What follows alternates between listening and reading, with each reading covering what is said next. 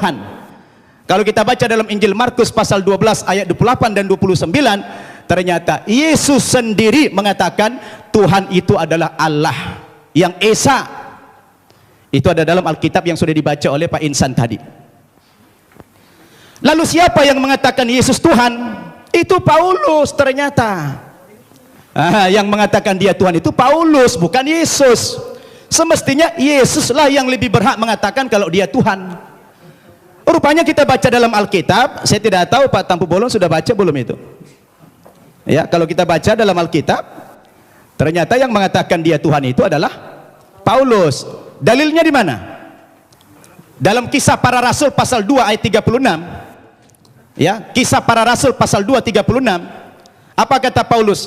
Jadi seluruh kaum Israel harus tahu dengan pasti bahwa Allah telah membuat Yesus yang kamu salibkan itu menjadi Tuhan dan Kristus. Coba. Ya, siapa yang mengatakan Yesus Tuhan? Paulus. Kemudian dalam kitab Filipi pasal 2 ayat 11. Dan segala lidah mengaku Yesus Kristus adalah Tuhan bagi kemuliaan Allah Bapa. Nah, dia yang mengatakan itu Paulus. Sekarang timbul pertanyaan, Paulus itu siapa? Paulus itu bukan muridnya Yesus, bukan sahabatnya Yesus, bukan pengikut Yesus, tapi Paulus itu adalah musuhnya Yesus. Nah, ini dia. Dan saya baca dalam Alkitab, ternyata aktor pendiri agama Kristen itu memang bukan Yesus. Yesus tidak pernah membawa agama Kristen. Yang mengatakan kata-kata Kristen itu adalah Paulus dalam Kisah Para Rasul pasal 11 ayat 25. Ketika dia mengajar di Antioquia lah pertama kali murid-murid itu dipanggil sebagai Kristen. Kristen artinya pengikut Kristus. Kristus artinya adalah juru selamat atau Al-Masih dalam Islam. Jadi Bapak Ibu yang saya muliakan, ini yang perlu kita jadikan sebagai alat ukur apakah Yesus Tuhan atau tidak. Kalau sudah kembali kepada Alkitab, saya pikir jelas semuanya. Maka kembali kepada kriteria yang tadi. Apa kriteria kebenaran sebuah kitab suci itu? Pak Insan setengah menit. Ya, sebenarnya kitab Wahyu yang menjadi rujukan beliau itu, Udah. Wahyu kepada Yohanes itu mimpi. Bukan wahyu. Mimpi Yohanes di Pulau Patmos. Itu kan kata Bapak. Jadi mimpi panjang. Sudah, Pak. Ya. Sebentar. Mimpi panjang berseri ya. Makanya kitab Wahyu merupakan salah satu kitab yang paling sulit sekali ditafsirkan. Andes itu rasul terkasih loh. Paling Sudah, sulit Pak. ditafsirkan karena ini cuma mimpi. Nah, zaman dulu ditulis mimpi, kemudian dirubah lagi kenyataan. Sekarang dirubah lagi menjadi wahyu supaya keren, biar keren kelihatan. Sudah. Diganti Cukup. wahyu. Baik, Pak Insan.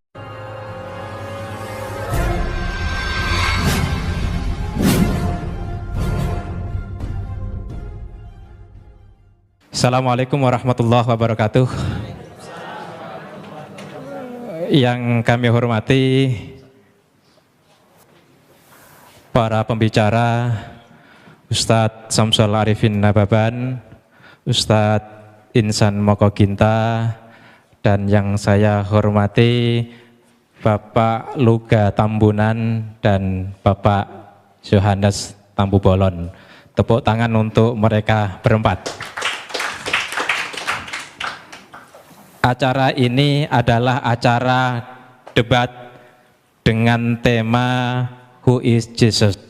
Siapa sesungguhnya Yesus? Siapa sesungguhnya Isa? Agama Islam dan agama Kristen mengenal begitu dekat siapa sesungguhnya Yesus. Kepada Bapak Luga, monggo dipersilahkan. Siapakah Yesus? Jadi waktu Yesus berjalan di muka bumi, dia dengan berjalan dengan 12 rasulnya, banyak anggapan yang mengatakan karena di bangsa Israel itu masih banyak yang belum kenal Yesus. Ada yang berkata nabi, ada yang berkata rasul, ada yang berkata bahkan ada yang mengatakan bahwa Yesus itu nabi palsu. Di Matius 16 waktu itu Yesus bertanya kepada orang-orang yang di sekeliling dia. Dia berkata, menurut kamu siapakah anak manusia itu? Yesus ngomong seperti itu. Siapakah anak manusia itu? Lalu jawab murid-muridnya, ada yang berkata nabi, Ada yang berkata Elia Yesus, katanya gitu. Terus mereka menjawab lagi, ada yang berkata Musa atau salah seorang di antara para nabi. Saudara tahu bahwa jawaban dari mereka ini sebenarnya sudah mewakili jawaban dari semua agama. Tetapi pada saat Yesus mendengarkan jawaban mereka ini, Yesus tidak mengatakan, itu benar, apa tadi? Nabi, itu benar nabi. Yesus tidak marah seperti itu. Dia tidak pernah mengatakan seperti itu. Dia jalan lagi. Menurut kamu siapakah anak manusia itu? Salah satu di antara para nabi. Dia lewat. Siapakah Yesus itu? Musa. Dia lewat juga. Karena jawaban ini adalah menentukan hidup yang kekal. Jawaban ini menentukan keselamatan yang kekal. Lalu Yesus bertanya kepada murid-muridnya yang 12 itu. Menurut kamu siapakah aku ini? Dan kemuliaan Tuhan turun atas Petrus. Petrus menjawab, engkau adalah Mesias, anak Allah. Yesus langsung berkata begini, berbahagialah engkau Simon bin Yunus, karena bukan manusia yang mengatakan itu kepadamu, melainkan Bapakku yang di sorga. Dan saat itu juga Yesus mengatakan, mulai hari ini di atas batu karang ini aku akan mendirikan jemaatku, dan alam maut tidak akan menguasainya. Jadi banyak orang yang menjawab nabi. Di dunia ini banyak nabi utusan. Orang Yesus sendiri juga mengaku utusan kok. Yesus mengatakan aku diutus oleh Bapa. Nah kalau dia diutus kok dia Tuhan? Halo. Tetapi pada saat jawaban Petrus adalah jawaban yang diterima dengan dahsyat oleh Yesus. Sampai Yesus membuat suatu perjanjian kekal. Kepadamu kuberikan kunci kerajaan sorga, dan alam maut tidak akan menguasainya. Kunci kerajaan sorga tidak diberikan kepada orang-orang yang menjawab, nabi, utusan, rasul katanya. Nah yang jadi pertanyaan begini, lalu Yesus itu kan diutus, kok dia bisa jadi Tuhan sih? Masa ada Tuhan diutus? Itu yang jadi pertanyaan manusia, betul kan? Jadi begini saudara-saudara, jadi saya debat di blog ediprayatnawordpress.com, pengunjungnya udah 150.000 dan komentator terbanyak berada di wall saya ya. Jadi saya berada di peringkat pertama. Saya tahu jawaban, saya tahu pertanyaan kalian. Saya tahu itu. Tapi kalau kita buka di Ibrani 1 ayat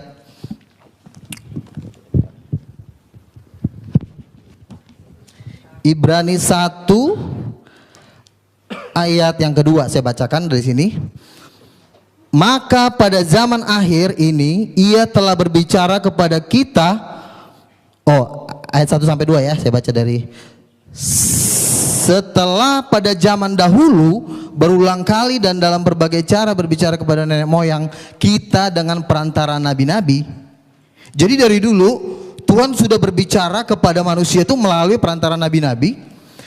Terus maka pada zaman akhir, berarti ada season kedua nih. Habis zaman nabi-nabi baru ada season yang terakhir ya. Maka pada zaman akhir ia telah berbicara kepada kita dengan perantaraan anaknya yang telah ia tetapkan sebagai yang berhak menerima segala yang ada. Jadi Tuhan, Rasul Paulus menjelaskan bahwa dari dulu Tuhan menceritakan tentang dirinya melalui nabi-nabi, tetapi pada perjanjian baru Tuhan berbicara melalui anaknya. Saudara, kalau di dalam kerajaan sorga itu nabi-nabi itu disebut hamba-hamba Tuhan. Tetapi anak Allah itu bukan hamba. Saya adalah anak, saya punya pembantu. Derajat saya sebagai anak dengan pembantu itu beda. Karena anak itu darah bapak saya. Jadi pengertian ini yang harus dimengerti. Jadi kalau waktu itu saya pernah debat dengan Dr. Saniumur, anak Allah itu artinya apa sih Pak? Anak Allah itu artinya orang yang disayang Tuhan, lalu langsung diterjemahkan menjadi nabi. Anak Allah tidak bisa langsung diterjemahkan dengan jadi nabi. Dasarnya apa? Karena Yesus mengatakan seperti ini. Pada waktu Yesus berjalan di muka bumi, dia memberikan suatu perintah kepada manusia. Aku diutus oleh Bapa benar, Yesus memang utusan. Tetapi karena Yesus utusan bukan berarti dia langsung jadi nabi. Jangan langsung ditafsir sembarangan. Karena yang bisa berhak menafsirkan kitab para nabi-nabi itu cuma 12 rasul. Makanya dikatakan bahwa Yerusalem baru itu dibangun pondasinya itu nama 12 rasul.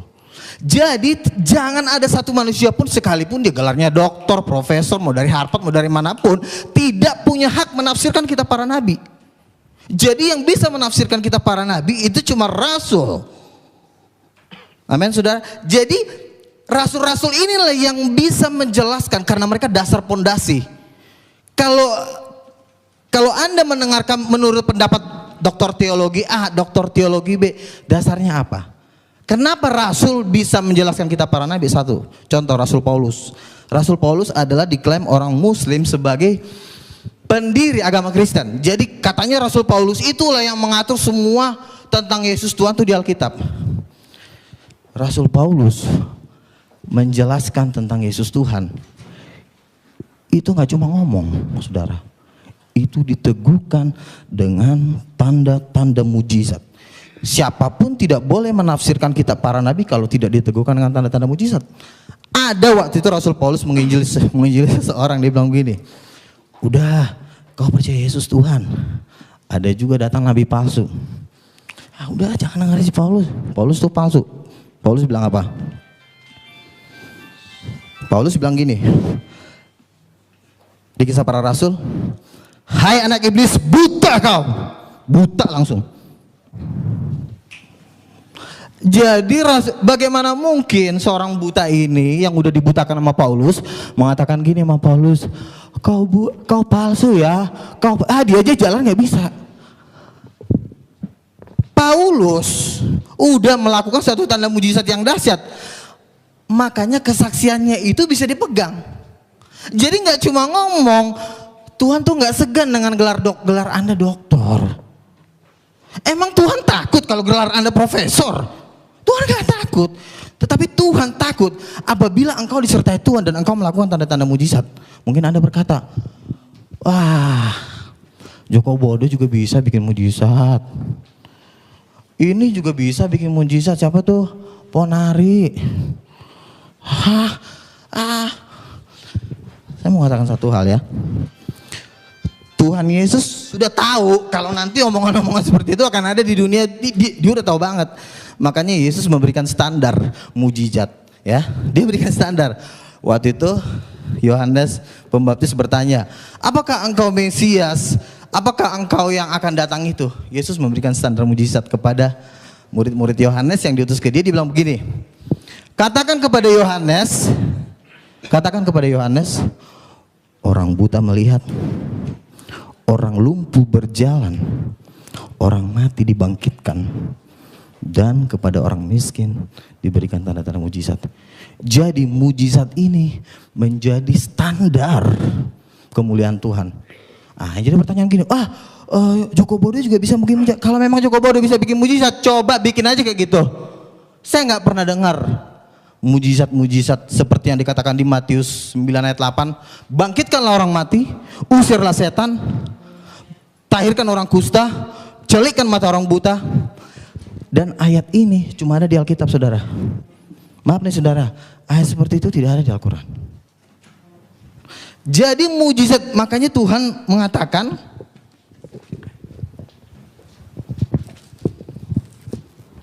saya bacakan dulu. Jadi pernyataan-pernyataan seseorang harus diteguhkan dengan tanda-tanda mujizat. Saya baca Kisah Para Rasul 14 ayat 3. Paulus dan Barnabas tinggal berapa waktu lamanya di situ. Mereka mengajar dengan berani karena mereka percaya kepada Tuhan, dan Tuhan menguatkan berita tentang kasih karunia-Nya dengan mengaruniakan kepada mereka kuasa untuk mengadakan tanda-tanda mujizat. Jadi tanda-tanda mujizat itu, lalu pernah saya debat di Facebook, dibilang begini, Pak Luga, mujizat kan itu kan ada kan cuma di zaman Nabi. Coba tunjukin ayatnya di mana mujizat cuma berhenti di zaman Nabi. Yoel 2:28 mengatakan bahwa pada hari-hari terakhir justru Tuhan lebih dahsyat lagi bikin mujizat. Bahkan dia bisa menurunkan api dari langit. Reinhard Bonnke mengadakan KKR di Afrika itu sampai 100 orang mati dibangkitkan. Orang buta melihat, orang lumpuh berjalan. Lalu ada satu orang lagi teman saya ngomong gini, ada namanya Paulus Tanker loh Pak Luga. Kenapa Paulus Tanker? Dia itu mantan pendeta. Oh gitu. Terus apa? Dia temannya Gilbert Umenong. Terus kenapa? Katanya orang yang buta itu dibayar. Habis dibayar, disuruh maju ke depan, pas buta melihat, wih orang jadi histeris. Jadi itu dibayar katanya. Oh gitu dibayar. Jadi siapa tadi namanya? Paulus Tanker. Oke. Kan firman Tuhan berkata, 2-3 orang saksi sah. Kalau memang itu dibayar, akan juga banyak cita-cita seperti Paulus Tanker di Nigeria, di Afrika, dan banyak terjadi pembayaran. Jadi tidak bisa satu orang kesaksian dijadikan menjadi satu landasan. Karena 4 tahun saya berdebat, dari tahun 2000 saya berdebat waktu itu dengan Pak Jahir, kan ketua lembaga kristologi. Dia bilang, wah itu mujizat palsu, itu cuma direkayasa. Tetapi apa yang terjadi? Di TV-TV banyak terjadi mujizat Tuhan. Dan saya mau katakan, terus terang dari hati nurani saya, belum pernah ada kiai bikin seperti itu. Sama juga di zaman Yesus. Di zaman Yesus itu banyak juga tukang-tukang sihir, tukang-tukang santet, tukang-tukang apa. Tetapi pada saat Yesus melakukan mujizat yang luar biasa, bangsa Israel mengatakan seperti ini. Yang seperti ini belum pernah kita lihat di Israel. Jadi mujizat setan dengan mujizat Tuhan itu levelnya jauh. Kalau cuma batuk atau mungkin disayat terus hilang, aduh, itu kalau dijual nggak laku menurut saya. Tapi kalau orang buta melihat, orang lumpuh berjalan, orang mati dibangkitkan, dan mujizat-mujizat itulah yang meneguhkan kesaksian para rasul-rasul. Jadi Paulus ditentang di seluruh dunia. Siapa yang nantang? Pakar-pakar teologi ya, dokter-dokter. Coba lihat kehidupan mereka yang menentang Paulus. Siapa mereka? Mereka juga nggak jelas gitu loh. Kecuali mereka membuat tanda-tanda mujizat yang lebih dari Paulus. Dia membuat mujizat-mujizat yang 2 kali lipat lebih hebat dari Paulus. Baru boleh dia ngomong. Tapi kalau cuma Paulus palsu, dasarnya apa? Itu ayatnya. Paulus sendiri mengatakan, oleh dustaku semua ini. Terus Paulus palsu apa? Paulus waktu nyanyi, itu terjadi gempa bumi. Dan orang yang dipenjara itu sampai mau bunuh diri. Itu terjadi gempa bumi. Mungkin orang mengatakan, itu kan karangannya Paulus. Bukan karangan Paulus. Kenapa? Karena sampai hari ini mujizat itu masih sampai hari ini tetap terjadi.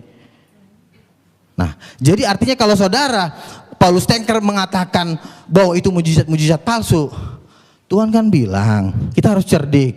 Kita harus juga mengumpulkan saksi-saksi, bukan cuma Paulus Tanker. Kumpulin dulu dia 100 orang yang mempunyai kesaksian kayak Paulus Tanker, ada enggak? Ini kan cuma 1 doang yang baru saya dengar.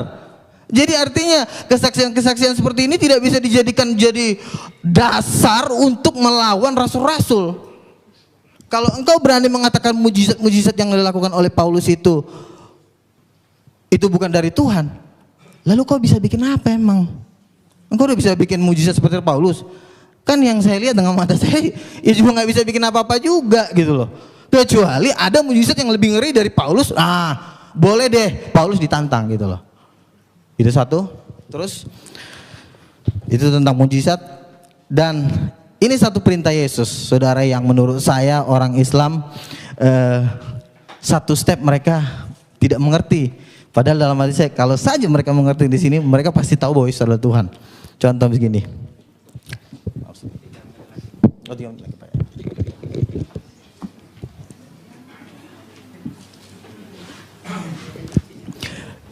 Yesus turun ke bumi, dia memberikan satu perintah. Perintahnya apa? Yesus berkata, percayalah kepada Allah, berdoalah kepada Allah. Orang Islam langsung amin, yes. Wih, sama dong sama kita. Yesus aja juga menyuruh orang berdoa kepada Allah. Wih, yes. Kita percaya kepada Allah, sama. Buktinya Yesus menyuruh orang berdoa kepada Allah. Berarti dia bukan Tuhan. Salah. Masih ada sambungannya. Inilah yang kalian gak pernah pelajarin. Apa? Yesus mengatakan seperti ini. Berdoalah kepada Allah. Terus sambungannya apa? Ada yang tahu nggak? Ada yang tahu nggak? Berarti nggak pernah baca Alkitab. Ayo, ada yang tahu nggak? Wah, katanya ini pakar-pakar kristologi semua nih. Katanya, wah, berdoa kepada Allah, sambungannya apa? Kan orang muslim kan mengatakan ini, berdoa kepada, oh iya sama. Kita disuruh percaya sama Allah. Terus itu masih ada sambungannya. Oh, orang Islam nggak mau. Enggak. Percaya kepada Allah, cukup. Menyembah Allah aja. Allahu Akbar. Kata Yesus, belum selesai. Enggak, cuma itu aja. Yang penting berdoa kepada Allah. Belum selesai kata Yesus. Dan apa yang terjadi di hari penghakiman? Yesus memisahkan antara domba dan kambing. Yesus akan mengatakan seperti ini karena Yesus mengatakan berdoalah kepada Allah. Sambungannya adalah dalam namaku.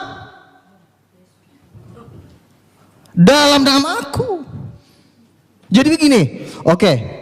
Sembah Allah, Allahu Akbar. Terus kata Yesus, harus pakai dalam namaku. Loh, kenapa harus pakai dalam namaku? Emang Yesus siapa?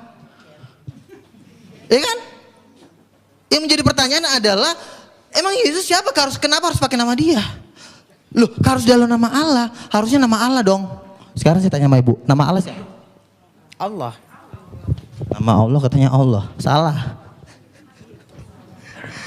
Yesus tidak pernah menulis di Alkitab, wahai kamu manusia di muka bumi. Ya Tuhan Yesus. Nama Allah, nama Bapakku adalah Allah. Mana ayatnya?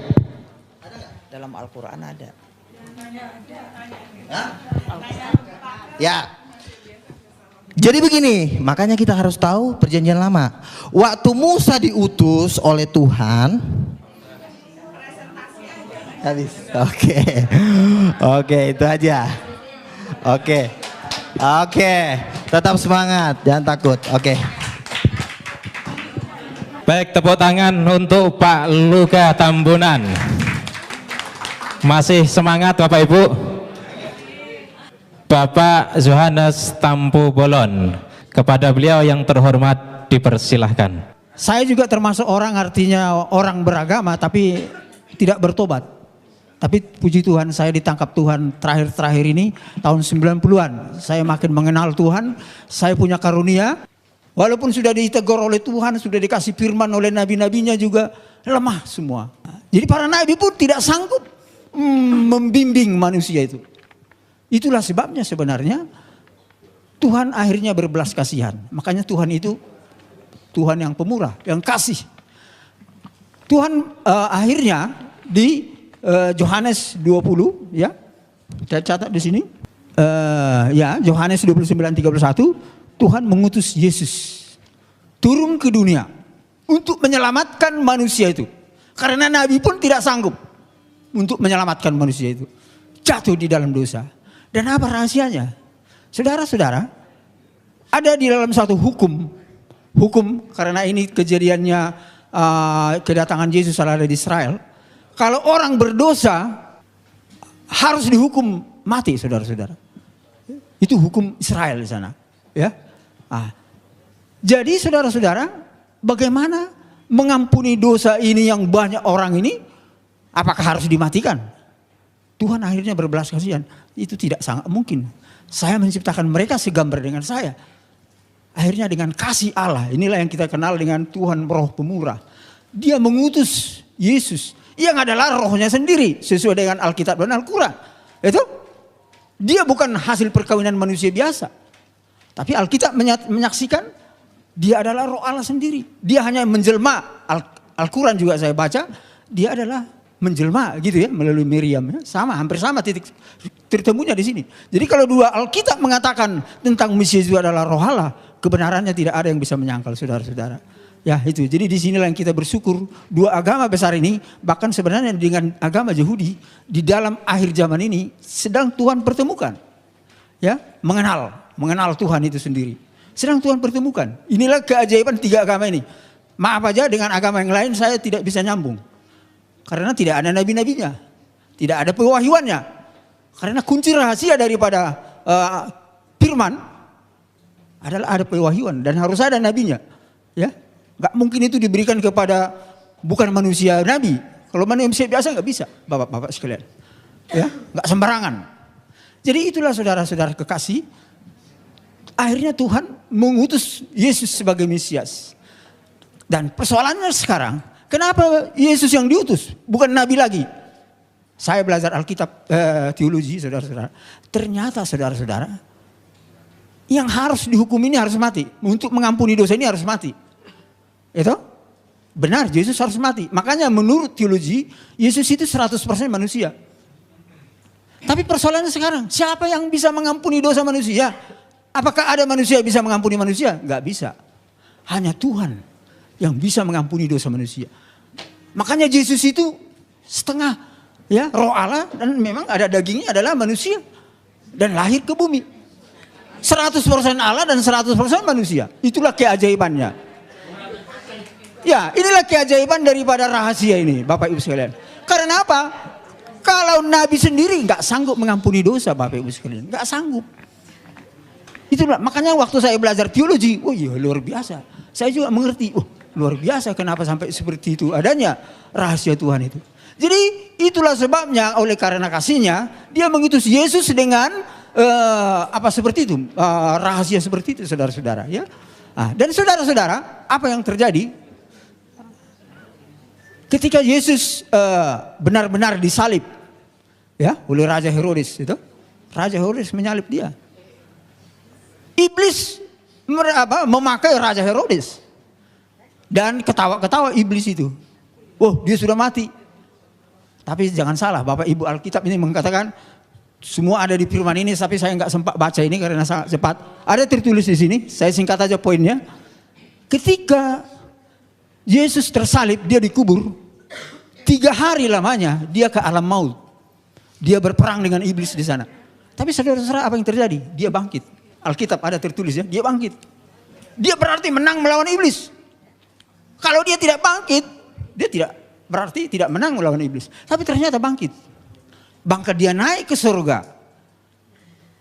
Dan firman-Nya ada dikatakan di sana, saya akan ke surga untuk menyiapkan tempat bagi umat manusia. Menyiapkan tempat. Ya, tetapi dia mengutus Roh Kudus. Itu kunci rahasianya di sini. Kenapa harus diutus Roh Kudus? Karena Roh Kudus inilah yang bisa, kalau kita percaya kepada Isa Al-Masih sebagai Mesias, ini Roh Allah yang bisa menyertai kita tiap hari. Itu ada di hati kita.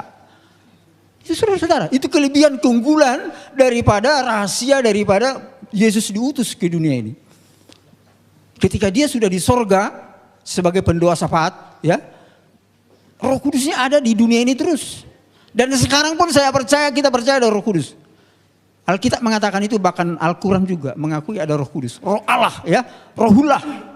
Itu ada di mana-mana. Makanya Tuhan itu ada di mana-mana. Inilah yang dinamakan elemen Trinitas. Elemen Trinitas. Bapa, Yesus, dan Roh Kudus. Dan Roh Kudus inilah yang menolong kita ketika percaya kepada Allah. Ya, inilah yang luar biasa. Dan saudara-saudara, para rasul, para nabi disertai Roh Kudus. Kalau tidak ada Roh Kudusnya para nabi, wah itu bukan nabi, saudara-saudara. Bukan rasul itu namanya. Dan saya bersyukur saya telah diurapi oleh Roh Kudus ketika saya percaya kepada Isa. Bahkan saya ada kuasa dan pengalaman menghancurkan kuasa iblis. Oh, luar biasa Bapak Ibu. Kalau kita diurapi oleh Roh Kudus itu sendiri, kita ada kuasa, ada firman-Nya tertulis.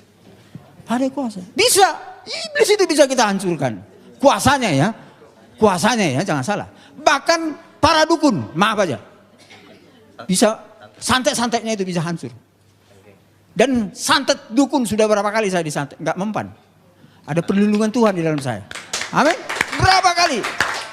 Jadi itulah bukti daripada kebenaran ilahi daripada Yesus yang menyelamatkan manusia. Itu kan selamat. Saya diselamatkan dari kekuatan gaib. Saya bahkan dikasih kuasa melawan kejahatan ya. Saya bukan dikasih kuasa untuk melawan kebenaran. Enggak. Melawan kejahatan. Bapak Ibu saudara-saudara. Walaupun Yesus sudah tersalib dan sudah naik ke surga. Iblis itu bapak-bapak ibu sekalian bertahu. Sampai sekarang masih bekerja. Saya kira Al-Quran dengan Alkitab sama. Iblis itu masih bekerja. Lihat aja sekarang ini. Banyak konflik. Banyak perzinahan. Banyak apa lagi? korupsi. Oh ya, ini pekerjaan iblis, saudara-saudara. Jadi dunia ini harus kita selamatkan. Ini rata-rata semua karena tidak mengenal Tuhan. Walaupun kadang-kadang mengenal Tuhan tapi setengah-setengah. Jatuh juga, saudara-saudara. Lemah. Bayangkan, itulah sebabnya saudara-saudara, kita harus penuh Roh Kudus sebenarnya. Itu rahasia daripada firman Tuhan. Ya, kita penuh Roh Kudus, dekat dengan Tuhan, selalu berdoa. Ya, karakter kita harus bagus. Karakter, saudara-saudara. Kalau karakter kita seperti iblis, berantem, teror, wah itu seperti iblis. Maaf aja. Sifat iblis itu namanya. Bukan karakter Allah. Karakter Allah pendamai, kasih, mengampuni, memberi. Itu saudara-saudara. Tapi banyak faktor itu ada di saudara kita, ya, saudara kita Islam ya. Roh itu ada, walaupun kadang-kadang ada roh yang lain-lain yang mungkin yang tersesat sebagian ya. Saya tahu itu, enggak semua saya tahu bahwa tersesat. Tapi sebagian lainnya juga banyak yang tersesat. Yang lainnya banyak sudah baik ya. Saya bersyukur ya, karena sudah banyak karakternya yang seperti karakter Allah. Bukan seperti membenci terus, menghakimi terus, menteror terus. Wah, itu sifat-sifat iblis, Bapak Ibu sekalian. Orang Kristen hampir enggak ada seperti itu. Karena ada Roh Kudus di dalam hati kita. Itu kelebihan dan keunggulan kita. Tapi lebih daripada itu, ketika kita di dalam Roh Kudus, kecerdasan orang Kristen itu luar biasa.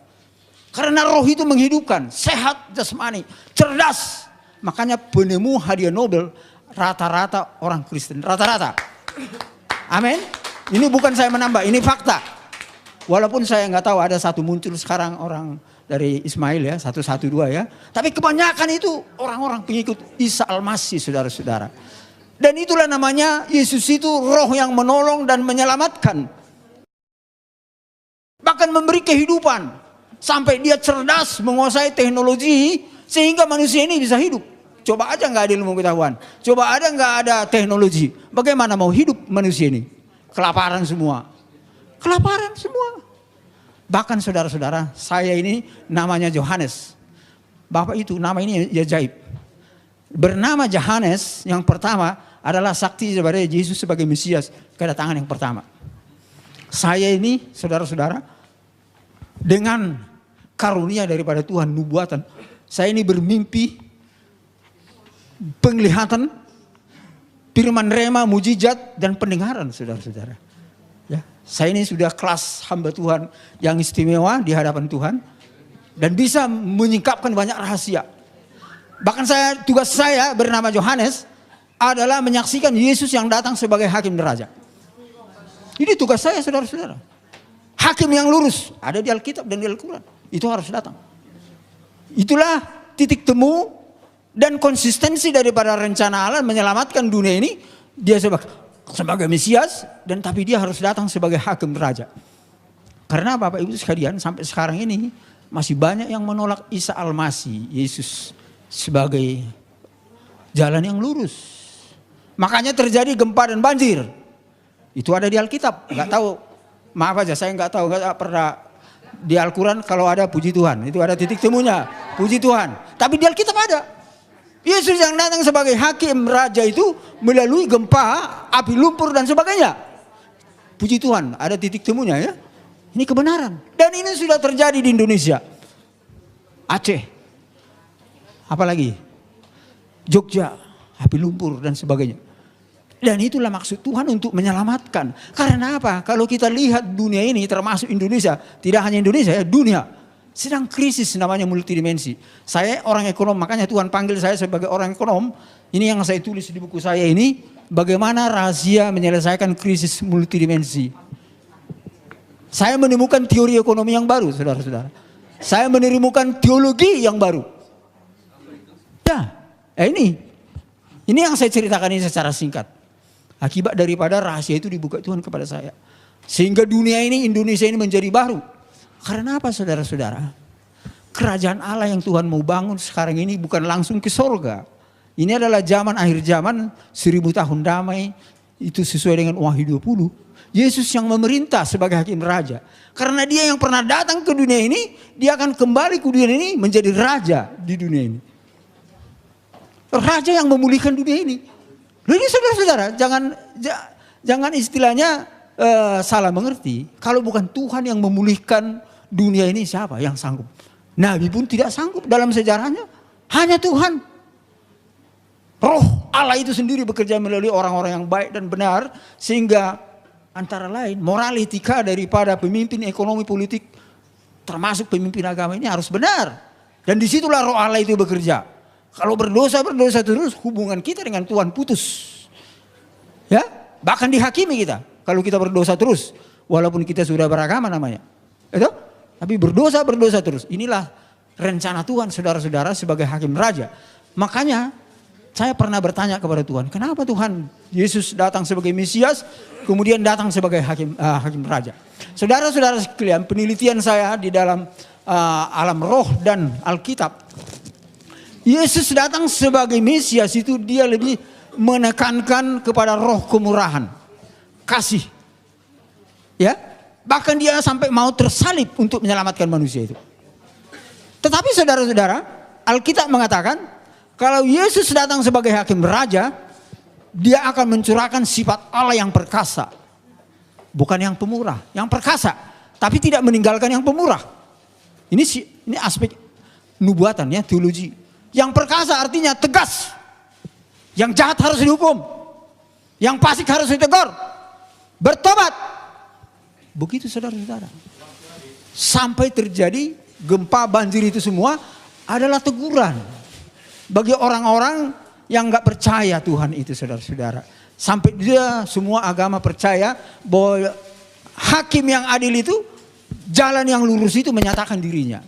Kiranya Tuhan memberkati kita semua.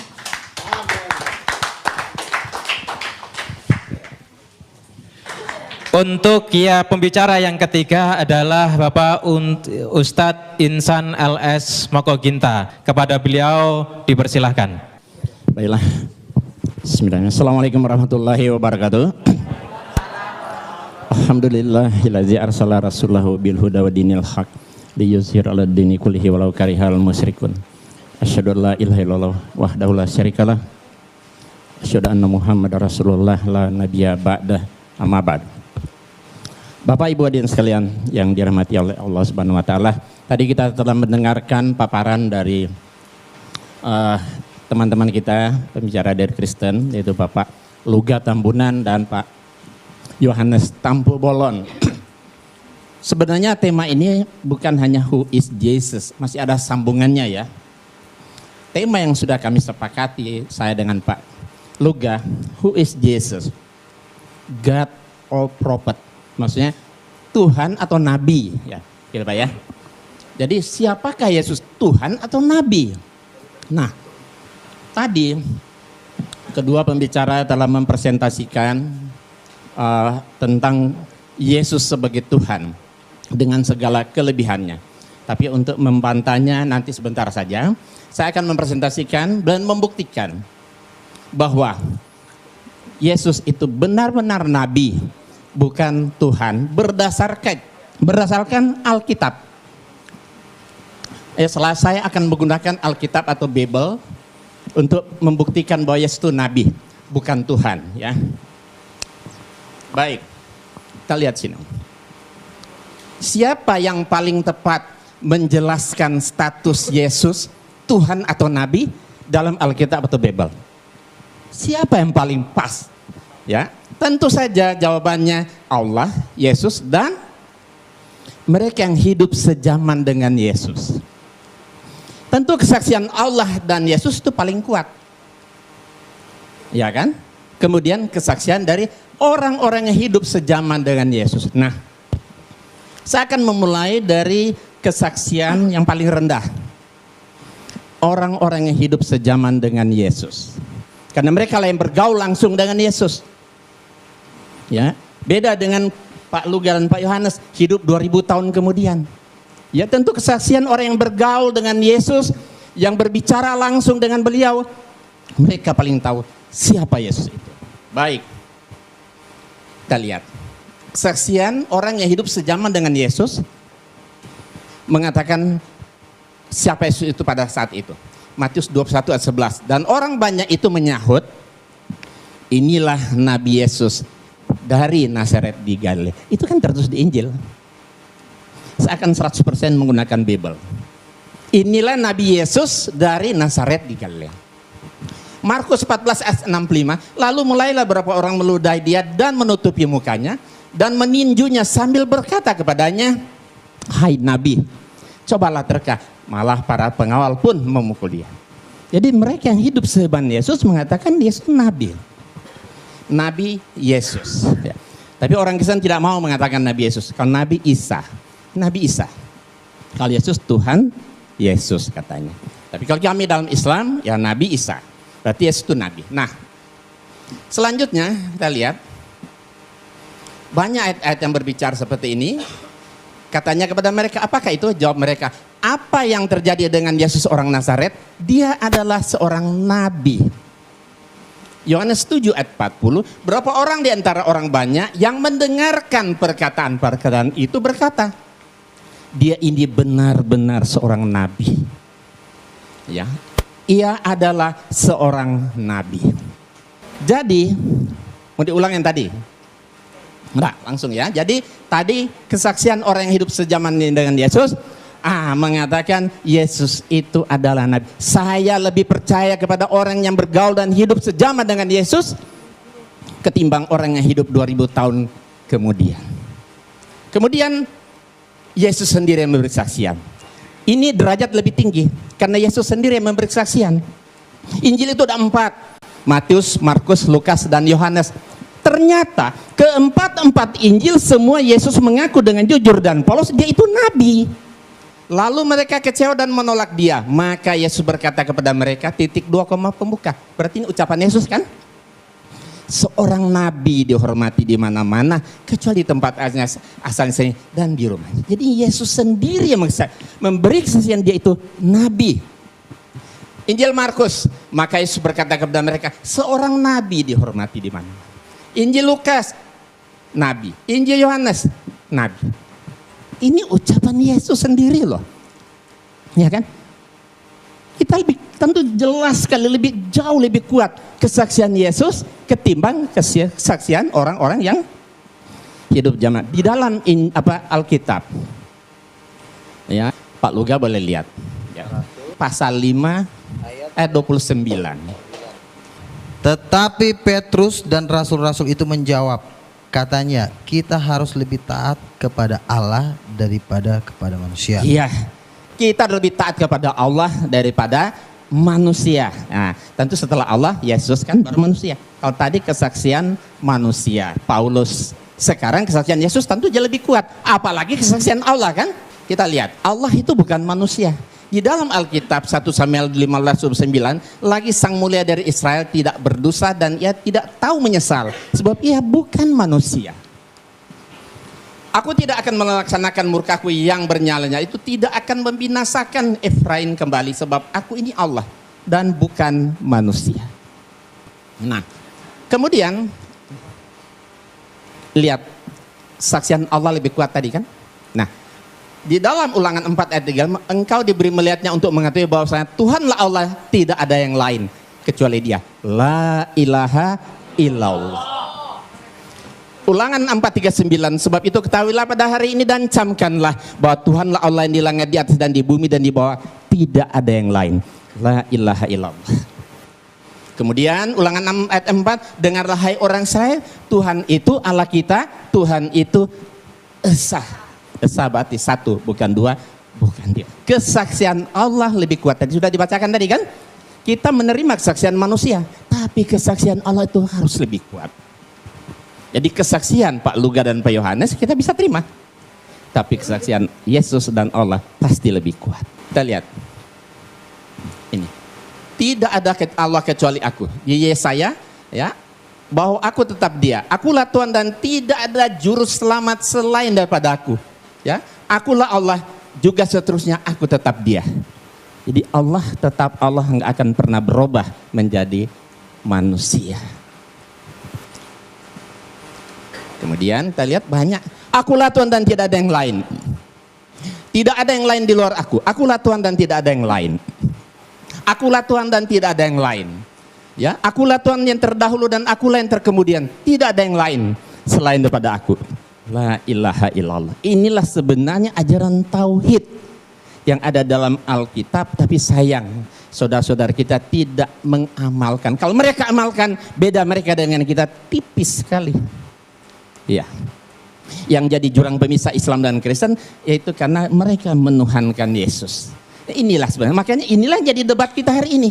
Ya, kita akan lihat mana sebenarnya sih yang benar. Yesus itu sebenarnya Tuhan atau Nabi. Oke. Biarlah Yesus sendiri yang memberi kesaksian. Ya. Sebab itu, sebab aku berkata-kata bukan dari diriku sendiri, tapi Bapa yang mengutus aku. Berarti dia utusan. Kau utusan kan Nabi kan? Menyembah Tuhan. Nah ini kata Yesus. Yesus berkata kepada iblis, "Nyala iblis." Ketika iblis menggoda Yesus, ya, di atas satu gunung yang tinggi, iblis berkata kepada Yesus, "Semua kerajaan dunia ini akan aku berikan kepadamu asal engkau sujud menyembah aku," kata iblis. Terus Yesus marah, diusir iblis itu. "Nyala iblis, sebab ada tertulis, engkau harus menyembah Allah Tuhanmu dan hanya kepada Dia saja engkau berbakti." Jadi menyembah itu hanya kepada Allah yang disembah oleh Dia. Yesus tidak mengatakan, "Nyala iblis, sebab ada tertulis engkau harus menyembah aku karena aku ini Tuhan atau Allah." Engkau harus menyembah kepada Tuhan Allahmu dan hanya kepada Dia. Jadi menyembah itu hanya kepada Allah yang disembah oleh Dia. Yesus tidak mengatakan, "Nyala iblis, sebab ada tertulis engkau harus menyembah aku karena aku ini Tuhan atau Allah." Engkau harus menyembah kepada Tuhan Allahmu dan hanya kepada Dia. Nah ini, ketika Yesus berdiskusi dengan orang Saduki, ahli Taurat, seorang ahli Taurat yang mendengar Yesus dan orang-orang Saduki sedang bersoal jawab, dan Yesus memberi jawab yang tepat dan datang kepadanya bertanya. Orang Saduki bertanya kepada Yesus, "Hukum mana yang paling utama?" Jawab Yesus, "Hukum yang terutama, dengarlah hai orang Israel, Tuhan itu Allah kita. Tuhan itu esa. Tuhan itu Allah kita." Kata Yesus, berarti termasuk Allah Dia kan? Tuhan itu Allah kita, Tuhan itu esa. Esa berarti satu, bukan dua, bukan tiga. Terus apa yang diucapkan oleh Yesus dibenarkan oleh ahli Taurat. Dia sedang berhadapan muka dengan Yesus saat itu. Apa kata dia? "Tepat sekali guru." Bukan Tuhan kan? "Tepat sekali guru. Benar katamu itu bahwa Dia esa dan bahwa tidak ada yang lain kecuali Dia. La ilaha illallah." Jadi kesaksian ahli Taurat ini lebih dapat dibenarkan karena dia berhadapan langsung, sedang berdiskusi langsung dengan Yesus, ketimbang pendeta atau orang-orang hidup di zaman saat ini. Kemudian, inilah hidup yang kekal itu, bahwa mereka mengenal engkau satu-satunya Allah yang benar dan mengenal Yesus Kristus yang telah engkau utus. Inilah sebenarnya syahadatain bagi umat Kristiani yang diajarkan oleh Yesus. Dua pengakuan syahadat. Pertama, mengatakan Allah satu-satunya dan Yesus hanya utusan. Asyhadu alla ilaha illallah wa asyhadu anna Isa Rasulullah. Kata Yesus, iya, inilah hidup yang kekal, itu bahwa mereka mengenal engkau, Allah maksudnya satu-satunya Allah yang benar, dan mengenal Yesus Kristus yang telah engkau utus. Berarti dia hanya seorang utusan. Utusan berarti nabi. Dan segala firman yang engkau sampaikan kepadaku telah kusampaikan kepada mereka dan mereka menerima. Sebab mereka benar-benar tahu bahwa aku datang daripadamu dan mereka percaya bahwa engkaulah yang telah mengutus aku. Jelas sekali. Yesus mengaku dengan jujuran, "Paulus, engkau yang mengutus aku." Berarti dia hanya seorang utusan. Nabi, bukan Tuhan. Dan jikalau aku menghakimi maka penghakimanku itu benar, sebab aku tidak seorang diri tapi aku bersama Dia yang mengutus aku. Allah yang mengutus. Berarti Yesus seorang utusan, seorang nabi Allah, bukan Tuhan. Banyak sekali. Nah, ini menarik. Saya terjemahkan ke dalam berbagai bahasa. Ada bahasa Jawa, ada bahasa Sunda, ada bahasa Batak, ada bahasa Padang. Ini ucapan Yesus ya. Ini Yesus sendiri berkata, "Aku tidak dapat berbuat apa-apa dari diriku sendiri. Aku menghakimi sesuai dengan yang apa aku dengar. Dan penghakimanku adil. Sebab aku tidak menuruti kehendakku sendiri, melainkan kehendak Dia yang mengutus aku. Aku orang bisa nindake apa-apa sakader karep kudewe. Aku nggak bisa." Ya kan? Ini bahasa Sunda.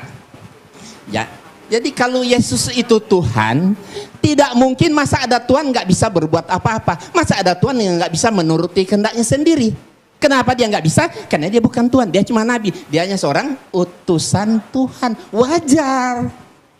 Ya kan? Nah, nih bahasa toba. Nah ini barangkali orang Batak, pembicara kita di 3 depan ini Batak. Nah mungkin bisa dilihat ini. Ya, Batak toba. Artinya sama seperti tadi. Nih ada orang Padang. Ambo indak dapet doh mampa buat. Aku nggak bisa berbuat apa-apa. Ya nggak mungkin ada Tuhan dan nggak bisa berbuat apa-apa dong. Ya kalau menempatkan Yesus jadi Tuhan jadi lemah ini kan. Kenapa Yesus nggak bisa? Karena dia bukan Tuhan, dia hanya seorang nabi, utusan Allah, Rasulullah. Nah baik, kita lihat ini ya. Sudah kita perhatikan artinya tadi. Nah sekarang kita lihat. Setiap yang tidak bisa berbuat apa-apa atas dirinya sendiri pasti bukan Tuhan. Yesus tidak bisa berbuat apa-apa atas dirinya sendiri, berarti Yesus bukan Tuhan. Setiap yang tidak bisa menuruti kehendaknya sendiri berarti pasti bukan Tuhan. Yesus tidak bisa menuruti kehendaknya sendiri, berarti Yesus bukan Tuhan. Setiap yang mengaku diutus oleh Tuhan pasti bukan Tuhan. Yesus mengaku diutus oleh Tuhan, berarti Yesus bukan Tuhan. Mudah kan? Nah, jadi kesimpulannya Yesus bukan Tuhan, tapi dia seorang nabi. Terakhir, satu lagi.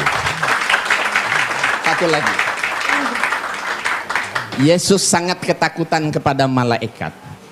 Ya, di sini kita bisa lihat ini ayat Bible.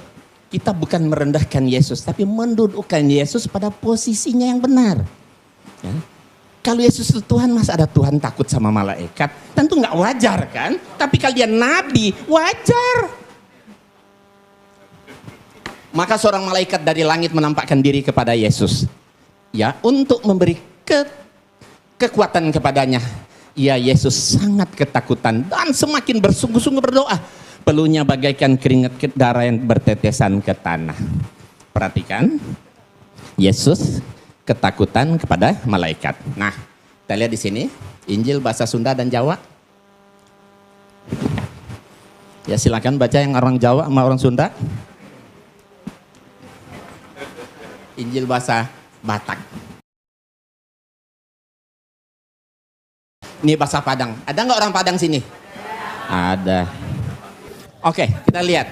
Jadi kesimpulannya, setiap yang menerima kekuatan dari malaikat Tuhan pasti bukan Tuhan. Yesus menerima kekuatan dari malaikat Tuhan, berarti Yesus bukan Tuhan. Setiap yang ketakutan kepada malaikat Tuhan, pada malaikat pasti bukan Tuhan. Yesus ketakutan kepada malaikat, berarti Yesus bukan Tuhan. Setiap yang bersungguh-sungguh berdoa kepada Allah, pada Tuhan pasti bukan Tuhan. Yesus bersungguh-sungguh berdoa kepada Tuhan, berarti Yesus bukan Tuhan. Setiap yang mengeluarkan seperti keringat darah saking takutnya kepada malaikat, pasti bukan Tuhan.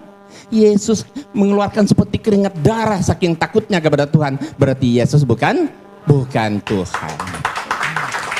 Nah, kalau Yesus banyak mukjizat seperti yang disampaikan oleh Pak Luga tadi, mukjizatnya hebat, bisa menyembuhkan orang sakit, membangkitkan orang mati dan sebagainya, itu namanya mukjizat kan? Itu karena biiznillah, karena atas izin Allah. Jadi bukan Yesus yang hebat itu Allah. Karena doa Yesus dikabulkan, terjadilah. Iya, karena diizinkan oleh Allah, maka mujizat itu jadi. Makanya ya, Yesus banyak sekali ayat-ayat. Kalau mau lihat waktunya sebentar, saya akan perlihatkan kumpulan Yesus berdoa. Banyak sekali ayat dalam Alkitab Yesus berdoa kepada Tuhan. Kalau Yesus itu Tuhan, kenapa Tuhan masih berdoa kepada Tuhan yang mana lagi? Nah, karena doanya dikabulkan, terjadilah mujizat itu untuk membuktikan bahwa dia itu betul-betul seorang nabi. Ya kan, supaya Bani Israel yakin dan percaya bahwa Nabi Isa adalah seorang nabi. Ya, saya rasa nanti dilanjutkan ya. Terima kasih kepada Bapak Insan LS Moko Ginta. Sekali lagi tepuk tangan biar tambah semangat. Baik, untuk pembicara kita terakhir yang keempat adalah Ustadz Samsul Arifin Nababan.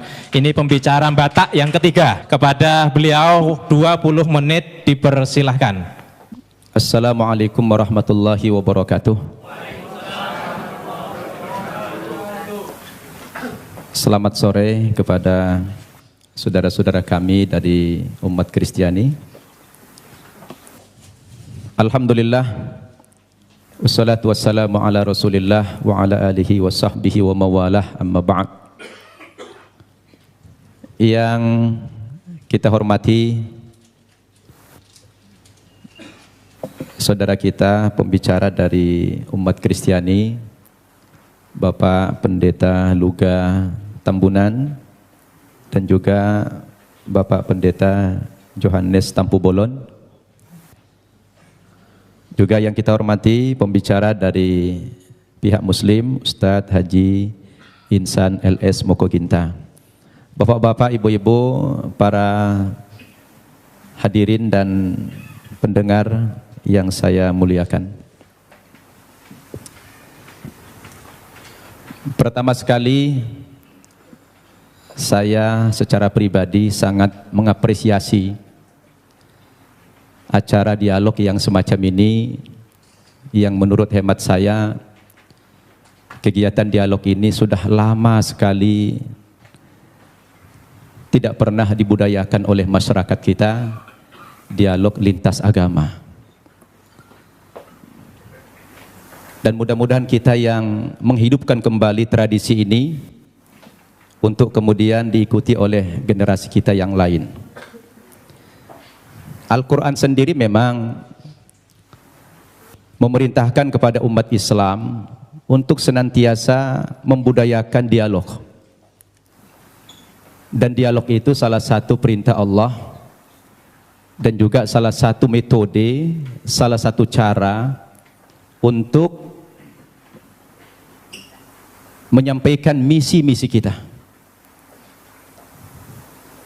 Al-Quran sendiri yang berjumlah 6.236 ayat kurang lebih, hampir sepertiga berbicara tentang dialog. Apakah itu dialog Allah dengan malaikat, dialog Allah dengan para nabi, dialog nabi dengan para orang tua dan anaknya, dialog Nabi dengan umatnya, itu banyak kita jumpai dalam Al-Quran. Nah, salah satu dialog yang dianjurkan dalam Al-Quran ini adalah kita berdialog dengan saudara-saudara kita yang non-Muslim. Seperti yang Allah perintahkan dalam surat Al-Ankabut ayat 46. A'udzu billahi minasyaitonir rajim. Wala tujadilu ahlal kitabi illa billati hiya ahsan. Janganlah kamu berdebat dengan orang-orang Yahudi dan Nasrani atau orang ahli kitab, terkecuali dengan cara yang terbaik, bukan baik. Al-Quran memerintahkan bukan baik, tetapi harus dengan cara yang terbaik. Kalau sudah terbaik ini dalam segala aspek, pilihan materinya, maudhu yang dibicarakan, susunan katanya, bahasanya, dan lain sebagainya. Karena dialog ini adalah salah satu cara kita untuk menyampaikan kebenaran. Demikian juga dalam surat An-Nahl ayat 125. Allah mengatakan, A'udzubillahi minasyaitonir rajim. Ud'u ila sabili rabbika bil hikmah wal mau'izatil hasanah wajadilhum billati hiya ahsan. Ajaklah manusia itu ke jalan Tuhanmu, kepada kebenaran, kepada Islam. Dengan cara apa kita mengajak mereka? Yang pertama kata Allah, bil hikmah, dengan penuh kebijaksanaan. Yang kedua, dengan memberikan nasihat-nasihat dan pelajaran-pelajaran yang berguna, yang bermanfaat, yang mudah dicerna. Dan yang ketiga, kepada orang yang berbeda keyakinan dengan kamu, kata Allah, wajadilhum billati hiya ahsan. Berdialog atau berdebat dengan mereka, tetapi dengan cara yang terbaik, kata Allah. Jadi dialog itu sebetulnya dalam Islam, Pak Tambunan, Pak Tampu Bolon, merupakan perintah agama yang harus dibudayakan. Bahkan Allah sendiri ketika hendak menciptakan manusia ini dialog dulu dengan malaikat. Nah, Allah itu dialog dengan malaikat. Karena cara-cara dialog itu adalah cara yang paling efektif. Oleh karena itu saya melalui mimbar ini, melalui forum ini mengingatkan kita semua memang dialog itu tujuannya bukan mencari menang kalah. Ya, dialog itu bukan mencari kemenangan atau kekalahan. Tetapi dialog itu sebuah sarana kita untuk menyampaikan kebenaran, untuk dakwah. Itu makanya dakwah dalam pandangan agama Islam, Pak Tambunan, dakwah itu tujuannya adalah mengajak. Begitu juga Pak Tampu Bolon ceramah. Saya tadi membayangkan Bapak berdua ini mempresentasikan materinya dengan hujjah, dengan dalil-dalil yang jelas. Justru malah terbalik, yang paling banyak bicara Alkitab malah Pak Insan dari Muslim.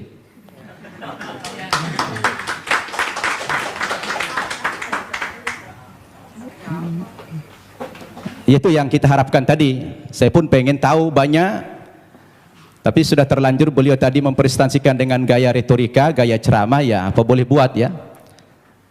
Saya tadi berharap dialog ini dengan cara-cara yang ilmiah, tidak dengan ceramah, tapi menggunakan dalil. Ada dua dalil yang bisa kita pakai. Pertama, dalil nakli, teks atau konsep. Yang kedua, dalil akli, akal atau logik. Dua hal ini bisa menangkap kebenaran yang sedang kita diskusikan hari ini, yang mengambil tema siapa itu Yesus, Tuhan atau Nabi.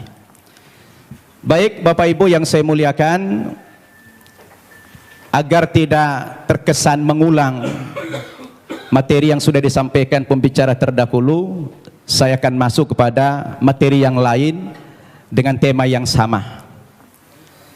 Sebetulnya kepada saudaraku umat Kristiani, ketika kita bicara Yesus dalam bahasa Alkitab, Isa dalam bahasa Al-Quran, itu hanya perbedaan bahasa saja. Kedudukan Nabi Isa atau Yesus dalam Islam itu sangat terhormat, sangat mulia sekali. Bahkan kami bukan sekedar menghormati atau memuliakan Nabi Isa, tetapi Nabi Isa itu menjadi salah satu rukun iman kami, yang kami tidak sah menjadi seorang muslim apabila mengingkari kerasulan Nabi Isa itu. Tetapi memang kedudukannya dalam Islam, Nabi Isa itu adalah seorang nabi, seorang utusan Tuhan, bukan sebagai Tuhan, bukan pula sebagai anak Tuhan, seperti yang diimani oleh saudara kita umat Kristiani. Berdasarkan dalil yang begitu banyak, baik dengan pendekatan Al-Quran maupun pendekatan Alkitab.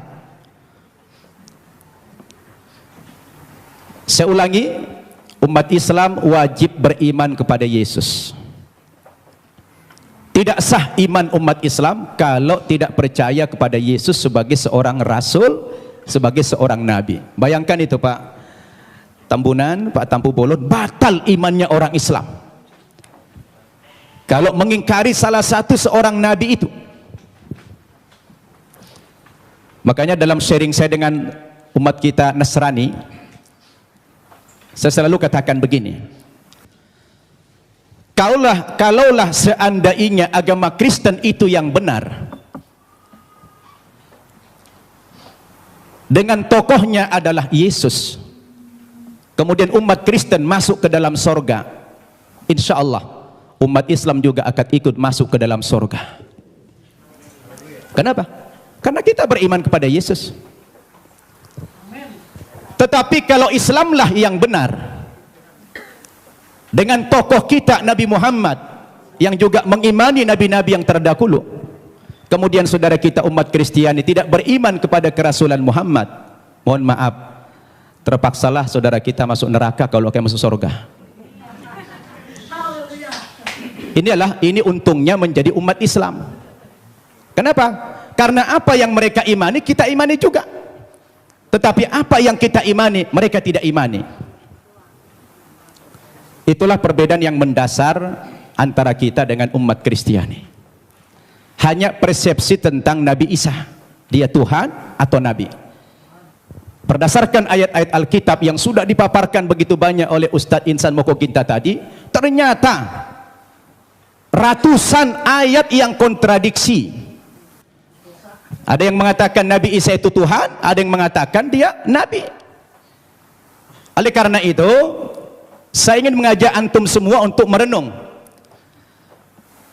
Ketika kita berbicara Yesus itu Nabi atau Tuhan, apa yang menjadi parameter kita? Siapa yang paling punya otoritas membicarakan tokoh ini, Tuhan atau Nabi?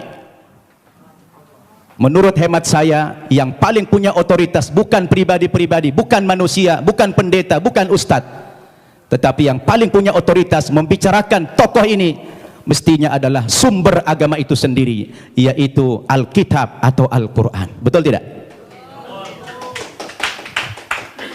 Harus sumber agamanya itu yang menjadi tolok ukur. Sekarang kita pertanyakan, dari dua kitab suci ini, Al-Quran maupun Alkitab, yang mana yang memenuhi kriteria sebagai sebuah kitab suci? Nah, ini perlu kita uji. Ini perlu kita uji. Kita capek bicara ngalur ngidul, mengangkat dalil-dalil. Kalau dalil itu tidak representatif, tidak rasional, saya pikir juga percuma. Sekarang kita harus bicara dari dua kitab suci ini. Kenapa dikatakan dia kitab suci? Coba Bapak Ibu saya tanya. Ada buku? Coba ada buku? Coba buku. Ya, itu aja, taruh, minjam dulu. Ya. Bapak Ibu saya tanya. Ini kata lainnya apa? Kitab suci. Oke. Ini apa namanya? Buku. Buku kan? Bapak Ibu saya tanya. Ini sama ini bahan bakunya sama tidak? Sama-sama apa? Sama-sama kertas. Kenapa dalam penamaan jadi beda? Yang ini dikatakan kitab suci, yang ini dikatakan buku. Kenapa jadi beda namanya? Padahal bahan bakunya sama-sama kertas. Yang membedakan apanya? Ternyata yang membedakan kontennya, isinya. Dia dikatakan kitab suci karena memuat firman-firman Tuhan Zat yang Maha Suci. Kenapa dikatakan ini buku? Karena dia adalah buatan manusia, dan manusia tidak ada yang suci. Betul tidak? Sekarang mari kita uji. Kalau kita sepakat apa yang membedakan buku dengan kitab suci adalah terletak pada kontennya. Kalau kitab suci itu adalah memuat firman-firman Tuhan. Ketika kita uji Bapak Ibu, 5 kriteria minimal kalau kita ingin menguji apakah kitab suci itu benar apa tidak. Yang pertama, sebuah kitab suci itu akan dikatakan benar apabila dia murni datang dari Allah, 100% datang dari Allah, dan tidak ada intervensi manusia di dalam kitab suci itu dalam bentuk kontennya, setinggi apapun otoritas manusia itu. Betul tidak? Termasuk di dalamnya Nabi. Makanya kalau kita baca Al-Quran, ini 100% firman Tuhan, tidak ada perkataan Nabi Muhammad di sini. Perkataan Nabi Muhammad dimuat dalam hadis namanya. Tidak ada satu ayat pun di sini sumbangan Nabi Muhammad dalam bentuk isi. Ini adalah wahyu Tuhan 100%. Akan berbeda kalau kita baca ini Alkitab, di sini sudah tercampur, di sini ada perkataan Tuhan, di sini ada perkataan Nabi, di sini ada perkataan Rasul Paulus, di sini ada perkataan murid-muridnya, tercampur. Lalu di mana letak kesuciannya yang dikatakan kriteria kitab suci itulah murni datang dari Tuhan? Itu satu. Yang kedua, kriteria kitab suci itu dikatakan benar apa tidak? Apabila kitab suci itu ditulis pada zaman kitab suci itu datang, yang diterima oleh Nabi yang menerima kitab suci tersebut. Saya tanya, Al-Quran kapan ditulis? Ketika Nabi Muhammad masih hidup. Dia suruh sahabat menulis Al-Quran. Karena dia tidak bisa membaca, tidak tahu menulis, dia minta bantuan sahabat. Sahabat menulis, dan dia hidup sezaman dengan Nabi. Begitu selesai ditulis oleh sahabat, dikonfirmasi tulisan dengan bacaan Nabi sama apa tidak, di cross check supaya tidak terjadi manipulasi. Kenapa? Karena kitab suci itu jadi pedoman. Sekarang Alkitab kita tanya, kapan ditulis? Lalu siapa tokoh yang menerima Alkitab? Alkitab ditulis bukan pada zaman Nabi Isa masih hidup, tapi sudah sekian puluh tahun, bahkan sekian ratus tahun. Yesus sudah tidak ada di dunia ini, baru ada pembukuan Alkitab. Terus bagaimana seorang penulis akan mengkonfirmasi kepada yang menerima wahyu itu? Maka kemungkinan terjadi manipulasi sangat mungkin. Sebab yang namanya wahyu itu haruslah dari Tuhan, tidak boleh dari rekayasa atau karangan manusia. Betul tidak? Dua itu kriteria, dan Alkitab gugur menurut hemat saya di situ. Yang ketiga, kriteria kebenaran sebuah kitab suci itu adalah seorang penulis wahyu secara moral haruslah orang yang jujur, terpercaya, bukan pendusta. Penulis Al-Quran adalah orang yang jujur. Sekarang penulis Alkitab, bagaimana Alkitab disandarkan kepada Yesus, disandarkan kepada Musa, disandarkan kepada nabi yang lain, sementara sang penulis tidak pernah jumpa dengan yang menerima wahyu itu? Bagaimana ini? Maka gugurlah kesucian kitab tersebut. Kemudian yang keempat, kriteria kebenaran kitab suci itu adalah apabila isi kitab suci itu tidak kontradiksi, satu isi dia. Kalau sudah bertentangan satu ayat dengan ayat yang lain, lalu yang mana yang mau dipegang? Masa Tuhan menurunkan tuntunan pedoman hidup bagi manusia, tapi manusianya malah bingung. Yang ini mengatakan Yesus Tuhan, yang ini mengatakan Nabi. Loh, yang mana mau diikutin? Ternyata kalau kita baca Alkitab sendiri, tidak pernah kata-kata dari Yesus yang muncul pengakuan bahwa dia adalah Tuhan. Kalau kita baca dalam Injil Markus pasal 12 ayat 28 dan 29, ternyata Yesus sendiri mengatakan Tuhan itu adalah Allah yang Esa. Itu ada dalam Alkitab yang sudah dibaca oleh Pak Insan tadi. Lalu siapa yang mengatakan Yesus Tuhan? Itu Paulus ternyata. Yang mengatakan dia Tuhan itu Paulus, bukan Yesus. Semestinya Yesuslah yang lebih berhak mengatakan kalau dia Tuhan. Rupanya kita baca dalam Alkitab, saya tidak tahu Pak Tampu Bolon sudah baca belum itu. Ya, kalau kita baca dalam Alkitab, ternyata yang mengatakan dia Tuhan itu adalah Paulus. Dalilnya di mana? Dalam Kisah Para Rasul pasal 2 ayat 36. Ya, Kisah Para Rasul pasal 2 36. Apa kata Paulus? Jadi seluruh kaum Israel harus tahu dengan pasti bahwa Allah telah membuat Yesus yang kamu salibkan itu menjadi Tuhan dan Kristus. Coba. Ya, siapa yang mengatakan Yesus Tuhan? Paulus. Kemudian dalam kitab Filipi pasal 2 ayat 11, dan segala lidah mengaku Yesus Kristus adalah Tuhan bagi kemuliaan Allah Bapa.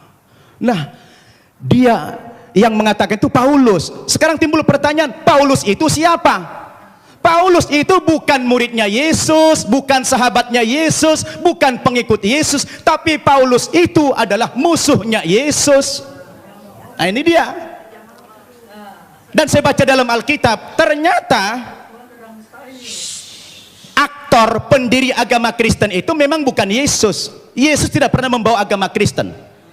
Yang mengatakan kata-kata Kristen itu adalah Paulus dalam Kisah Para Rasul pasal 11 ayat 25. Ketika dia mengajar di Antioquia lah pertama kali murid-murid itu dipanggil sebagai Kristen. Kristen artinya pengikut Kristus. Kristus artinya adalah juru selamat atau Al-Masih dalam Islam. Jadi Bapak Ibu yang saya muliakan, ini yang perlu kita jadikan sebagai alat ukur apakah Yesus Tuhan atau tidak. Kalau sudah kembali kepada Alkitab, saya pikir jelas semuanya. Maka kembali kepada kriteria yang tadi. Apa kriteria kebenaran sebuah kitab suci itu? Terakhir,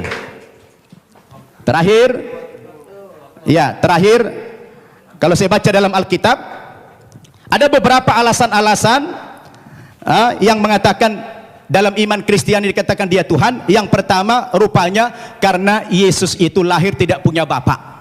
Karena ajaib dia lahir sehingga dianggap Tuhan. Lah kalau kita bicara logik, sebenarnya Nabi Adam itu lebih berhak menjadi Tuhan karena dia tidak punya bapak, tidak punya ibu. Yang kedua, dikatakan Nabi Isa atau Yesus itu pernah menghidupkan orang mati, lalu dikatakan Tuhan. Tapi saya baca dalam 1 Raja-Raja pasal 17 ayat 20 sampai 22, rupanya bukan Yesus satu-satunya yang pernah menghidupkan orang mati. Ada nabi yang lain namanya Elia. Elia juga pernah menghidupkan orang mati. Lalu kenapa Elia tidak dipanggil Tuhan? Nah, ini menjadi pertanyaan yang menarik sekali. Sayang sudah dekat, saya udah habis waktunya.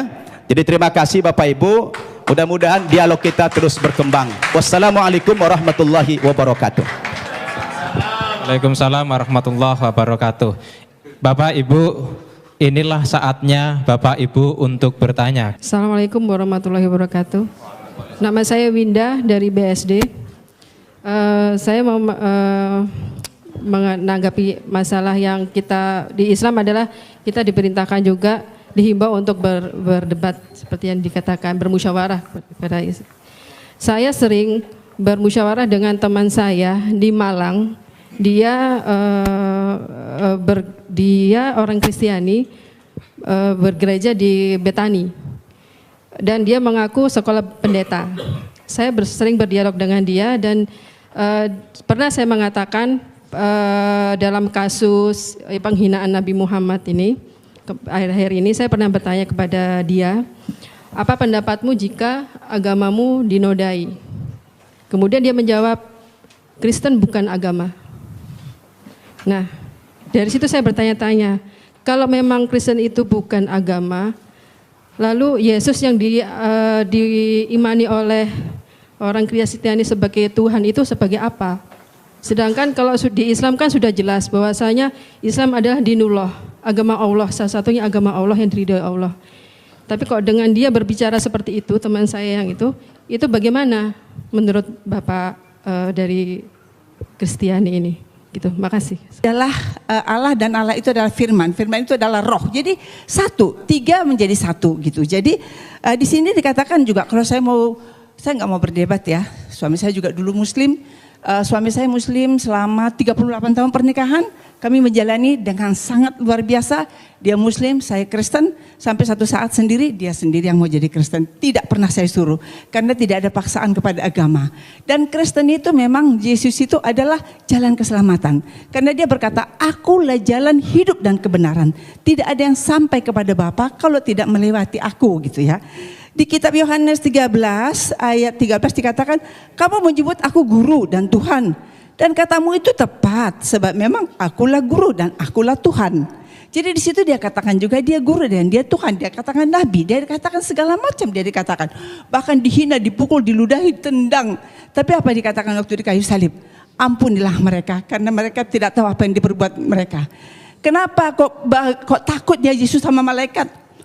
Yesus itu adalah 100% manusia, 100% malaikat. Jadi waktu dia menjadi manusia, dia lemah. Siapapun kita, waktu kita menghadapi kematian, kita takut, ya. Jadi sebagai manusia, dia takut. Dia takut, tetapi sebagai Allah dia tidak takut. Karena biarlah aku mati untuk menyelamatkan umat manusia. Aku mati dan aku hidup untuk membawa kamu ke surga. Aku akan pergi ke surga, menyediakan tempat bagi kamu yang percaya kepadaku. Akulah jalan hidup dan kebenaran. Dia berani berjanji. Jadi hanya itu yang bisa saya sampaikan. Hanya menjawab dari perkataan dari Bapak bahwa dia adalah Tuhan 100% dan dia manusia 100%. Rohullah kalimatullah Isa Al-Masih. Saya baca Quran juga. Terima kasih, Tuhan berkati. Tadi Pak Yohanes menyatakan bahwa Alkitab ini adalah bimbingan Roh Kudus dan ini merupakan firman. Jadi tidak boleh main-main dengan firman ini. Oke, sekarang saya coba mau membacakan satu di Korintus itu.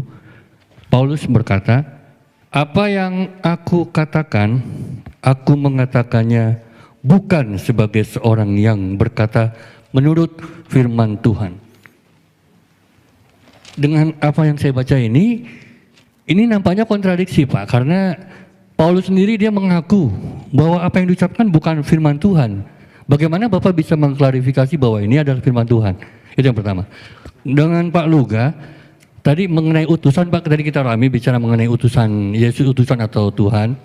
Di 13:13 yang tadi Ibu sampaikan tadi, itu Yesus berkata, aku guru dan aku Tuhan. Ya, tapi Bapak mungkin perlu cek dengan Pak Moko Ginta, Alkitab versi yang tahun 30 itu bukan Tuhan tapi Tuhan. Ya, jadi penambahan kata H itu berdampak sangat luar biasa. Tuhan Wisaksono menjadi Tuhan Wisaksono. Itu sangat bertentangan sekali Pak. Oke, terus menyambung sedikit lagi di 13 Yohanes, masih di Yohanes juga, Yohanes 13 ayat 16, menurut saya sih ini ungkapan Yesus juga yang sangat jelas mengenai jati dirinya. Di mana Yesus berkata bahwa seorang utusan, dia utusan, ya. Dia tapi menyatakan dengan jelas, utusan itu tidak lebih tinggi daripada yang mengutus. Jadi ini secara logika itu tadi seperti dikatakan Pak Nababan tadi, Akli tadi, kalau Yesus memang itu Tuhan, ya mestinya dia katakanlah, aku juga Tuhan, ya kan? Tapi dia bilang jangan jelas, seorang utusan tidak lebih tinggi daripada yang mengutus. Betul kan? Dan seorang hamba juga tidak lebih tinggi daripada yang menciptakan. Ya, terima kasih. Assalamualaikum warahmatullahi wabarakatuh. Assalamualaikum warahmatullahi wabarakatuh. Saya Mukti Ali, asal dari Sentul, Bogor. Tadi Pak Luga menjelaskan mengenai dari awal pernyataannya bahwa Yesus itu adalah Tuhan yang dahsyat, Tuhan yang hebat, Tuhan apa. Tapi tolong dijelaskan mengenai Matius 27:46. Itu peristiwa penyaliban ya.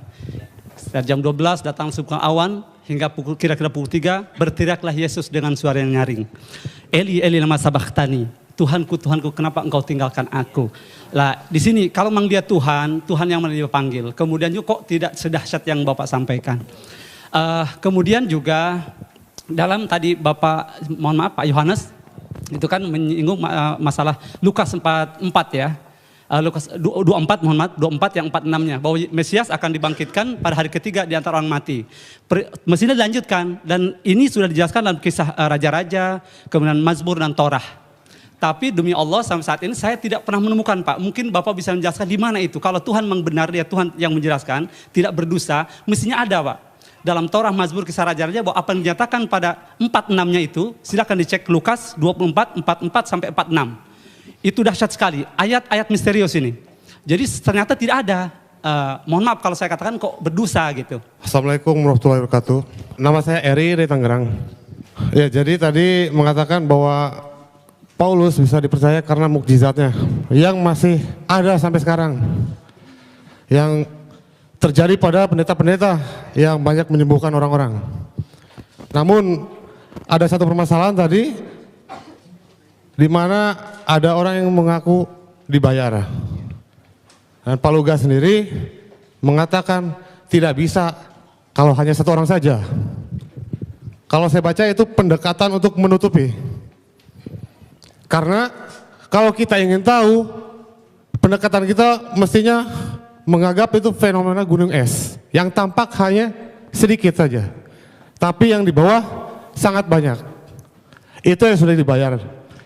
Dan bagaimana yang terjadi pada yang terjadi di Kenya, saudari Esther Muande oleh pendeta Michael Njoroge, ia mengungkapkan bahwa saya disuruh untuk pura-pura sakit dan sembuh karena dia tidak dibayar akhirnya. Nah, jadi di mana letak mukjizatnya itu? Demikian, terima kasih. Saya sudah membaca bukunya Pak Insan. Masalah dia bilang ayat-ayat Nabi itu, terus terang saya udah baca banget ayat itu. Dan saya udah tahu banget itu. Yesus tidak tahu hari kiamat, bagaimana dia Tuhan. Kok dia yang nggak tahu hari kiamat? Terus terang, saya udah tahu banget itu. Nah sekarang saya sedang menunggu-nunggu, Tuhan kapan saya waktunya untuk menjelaskan ini. Saya pengen banget untuk menjelaskan ini. Dan waktunya adalah hari ini. Gitu loh. Jadi artinya terus terang, bukannya saya nggak ngerti. Orang mengatakan, Yesus sendiri mengatakan tidak ada nabi ditolak di asalnya. Yesus mengaku dirinya nabi. Ya kan? Saya ngerti banget ayat itu. Tapi satu hal ada yang tidak sanggup kalian pahami. Karena firman Tuhan berkata bahwa Alkitab itu harus dimengerti dengan Roh Kudus. Daniel 1 ayat 20 dikatakan orang yang bisa mengerti firman Tuhan itu dikaruniai 10 kali lebih cerdas. Artinya membutuhkan hikmat Tuhan yang jauh lebih dahsyat. Bukan hanya sekedar firman Tuhan ditafsir sembarangan. Tidak seperti itu. Contoh, tidak pernah Yesus berkata aku adalah nabi, tetapi dia berkata aku adalah anak Allah. Jadi Yesus tidak pernah mengaku nabi. Memang Yesus berkata seorang nabi tidak diterima di asalnya. Sebenarnya Yesus sedang mengumpamakan dirinya dengan nabi-nabi karena orang-orang yang di situ belum ada yang menerima Yesus sebagai Tuhan, hanya sebagian. Jadi kalau Yesus mengatakan tidak ada seorang Tuhan, kan artinya Yesus menjelaskan ini, arti ayat ini cuma mengumpamakan nabi itu sebagai fungsi utusan dari Tuhan karena memang Yesus dari Tuhan, tetapi dia tidak mengatakan aku adalah nabi. Nah, dari mana kita tahu bahwa Yesus tidak pernah mengaku nabi? Rasul Yohanes di dalam Wahyu 19 ayat 16 menjelaskan tentang arti anak Allah. Arti anak Allah bukan nabi. Karena pada waktu Yesus datang kedua kali di jubahnya tertulis Raja segala raja, King of Kings. Mana ada raja segala raja? Banyak. Kalau nabi kan banyak. Tapi kalau raja segala raja, raja di atas segala raja, berarti udah nggak ada lagi di atasnya. Berarti dia adalah Tuhan, the King of Kings.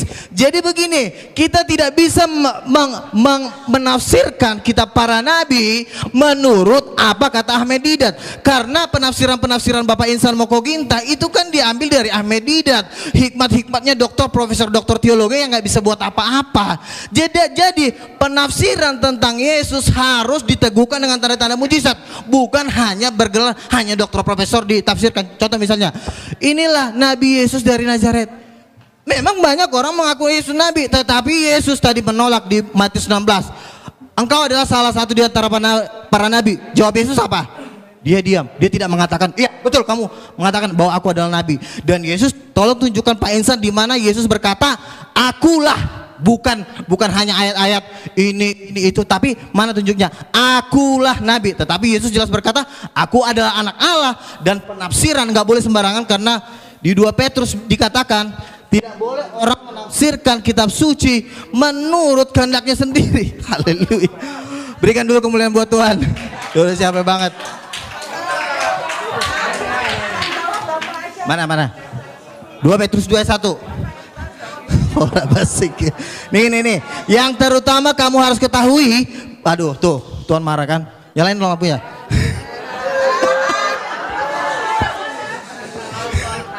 Makanya yang terutama harus kamu ketahui bahwa nubuat dalam kitab suci tidak boleh ditafsirkan seenaknya. Karena Yesus ditafsir langsung jadi nabi. Rasul nggak ada bilang Yesus nabi. Petrus sendiri berkata nih, saya baca nih. Petrus diurapi Roh Kudus, ya, dan diteguhkan dengan tanda-tanda mujizat. Makanya saya bilang, orang nggak boleh menafsirkan kitab suci kalau tidak diteguhkan dengan tanda-tanda mujizat, nggak boleh. Itu memang hukumnya. Makanya setiap orang yang menafsirkan firman Tuhan harus punya Roh Kudus. Saya punya Roh Kudus. Pak Insan kalau ditanya punya Roh Kudus, punya Roh Kudus nggak Pak? Nggak punya. Kenapa? Karena Yohanes 14 ayat 26, Roh Kudus hanya turun dalam nama Yesus. Nah, sekarang begini, Yesus tidak pernah mengaku nabi. Baik, tolong audien diam. Oke. Tolong audien diam. Udah. Saya dari tadi Moderator sebenarnya menjawab pakai logika, tetapi Waktu karena habis. memang kalian belum memahami, jadi kalian bilang saya sosok berceramah. Enggak, kan saya bilang, oke, satu aja, tunjukin Bisa. ayatnya sama saya. Yesus berkata, akulah nabi, tunjukin. Baik, waktu habis. Akulah nabi, bukan penafsiran. Ini penafsiran. Aduh, akulah nabi. Tolong. Udah. Oke. Tolong. Baik, Oke, waktu habis. Terakhir ya. Baik. Tolong diam. Terakhir ya. Copy paste. Sudah Pak Insan, nanti Pak Insan. Ini ya. Pak Pada Insan. waktu Yesus datang yang kedua kali, di jubahnya tertulis bukan nabi Pak, tapi raja segala raja, bukan nabi. Masa di jubah Yesus tertulis nabi? Makanya Sudah. Wahyu Waktu Ibu 19 sudah habis. 16. Waktu Bapak sudah habis. Silakan. Sudah. 19 ayat 16. Enggak selesai. Nanti setelah acara. Setelah gini, acara, Bu. Bu. Nanti setelah acara. Tidak boleh Baik, waktu menafsir. sudah lewat Oke. 2 menit. Nanti malah rame. Yes. Baik, kita tepuk tangan kepada Bapak Ibu ya. Silakan langsung Bapak Yohanes Tambu Bolon. Tolong sekali lagi jangan bereaksi, jangan ditanggapi, jangan bicara, nggak habis. Nanti kalau mau berdebat ketambahan setelah acara ini. Sepakat ya? Sepakat. Baik, silakan kepada beliau Bapak Yohanes Tampu Bolon. Nanti saya mau moderator lagi di luar ya. Silakan. Ya, terima kasih. Ya, pertama-tama saya mengucap syukur kita masih mau berdialog, itu aja ya. Mencari kebenaran itu pertama kali. Biarlah Tuhan yang memberikan hikmat kepada kita, dan lebih daripada itu saya harus katakan bahwa termasuk pembicara tadi masih mengambil ayat-ayat yang melihat Yesus saat di dunia gitu loh. Karena perlu saudara ketahui, Yesus itu pernah ada di dunia, pernah naik ke surga, bahkan akan datang sebagai hakim raja. Itu Alkitab menulis itu. Banyak ayatnya karena waktunya sebenarnya saya tidak sempat membaca. Karena apa? Coba aja 15 menit. Waktu sekarang saya komentar 5 menit. Bagaimana saya cepat hanya ambil poin. Tapi tunggu. Tetapi apa yang saya sampaikan itu berdasarkan firman, Bu. Ya, Yesus sebagai Mesias ada ayatnya. Ya, ayatnya antara lain di sini Yohanes 14:6, Yohanes 8:24, Kisah Para Rasul 4:12. Ini beberapa ayat. Jadi bukan tidak ada ayatnya. Memang benar Alkitab juga menulis Yesus sebagai nabi. Tapi Alkitab juga menulis Yesus sebagai Mesias, bahkan sebagai raja loh. Coba teliti lebih dalam lagi. Jadi saran saya kepada pembicara dan umat, karena ada kewajiban harus mengetahui rahasia firman ini. Tapi jangan dikatakan sudah dicampuri. Kalau kita berprinsip negatif ya repot memang. Kami juga nanti kalau berprinsip Al-Quran sudah bercampur ya repot juga. Atau? Jadi jangan begitu. Kita harus yakin bahwa ini dituliskan oleh para nabi dan rasul. Rasul itu bukan rasul-rasul palsu, Pak. Bukan nabi palsu. Itu teruji. Jadi iman kita itu harus ada yang seperti itu. Jadi jangan negatif dulu. Kalau seperti itu memang susah kita titik temunya. Kita harus hormati kitab suci. Namanya kitab suci. Itu saya menghormati Alkitab dan Al-Quran. Maka saya hormati.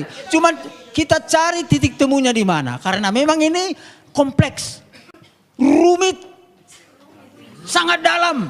Kalau kita tidak penuh oleh Roh Allah, memang sangat sulit mengertinya, Bapak Ibu sekalian.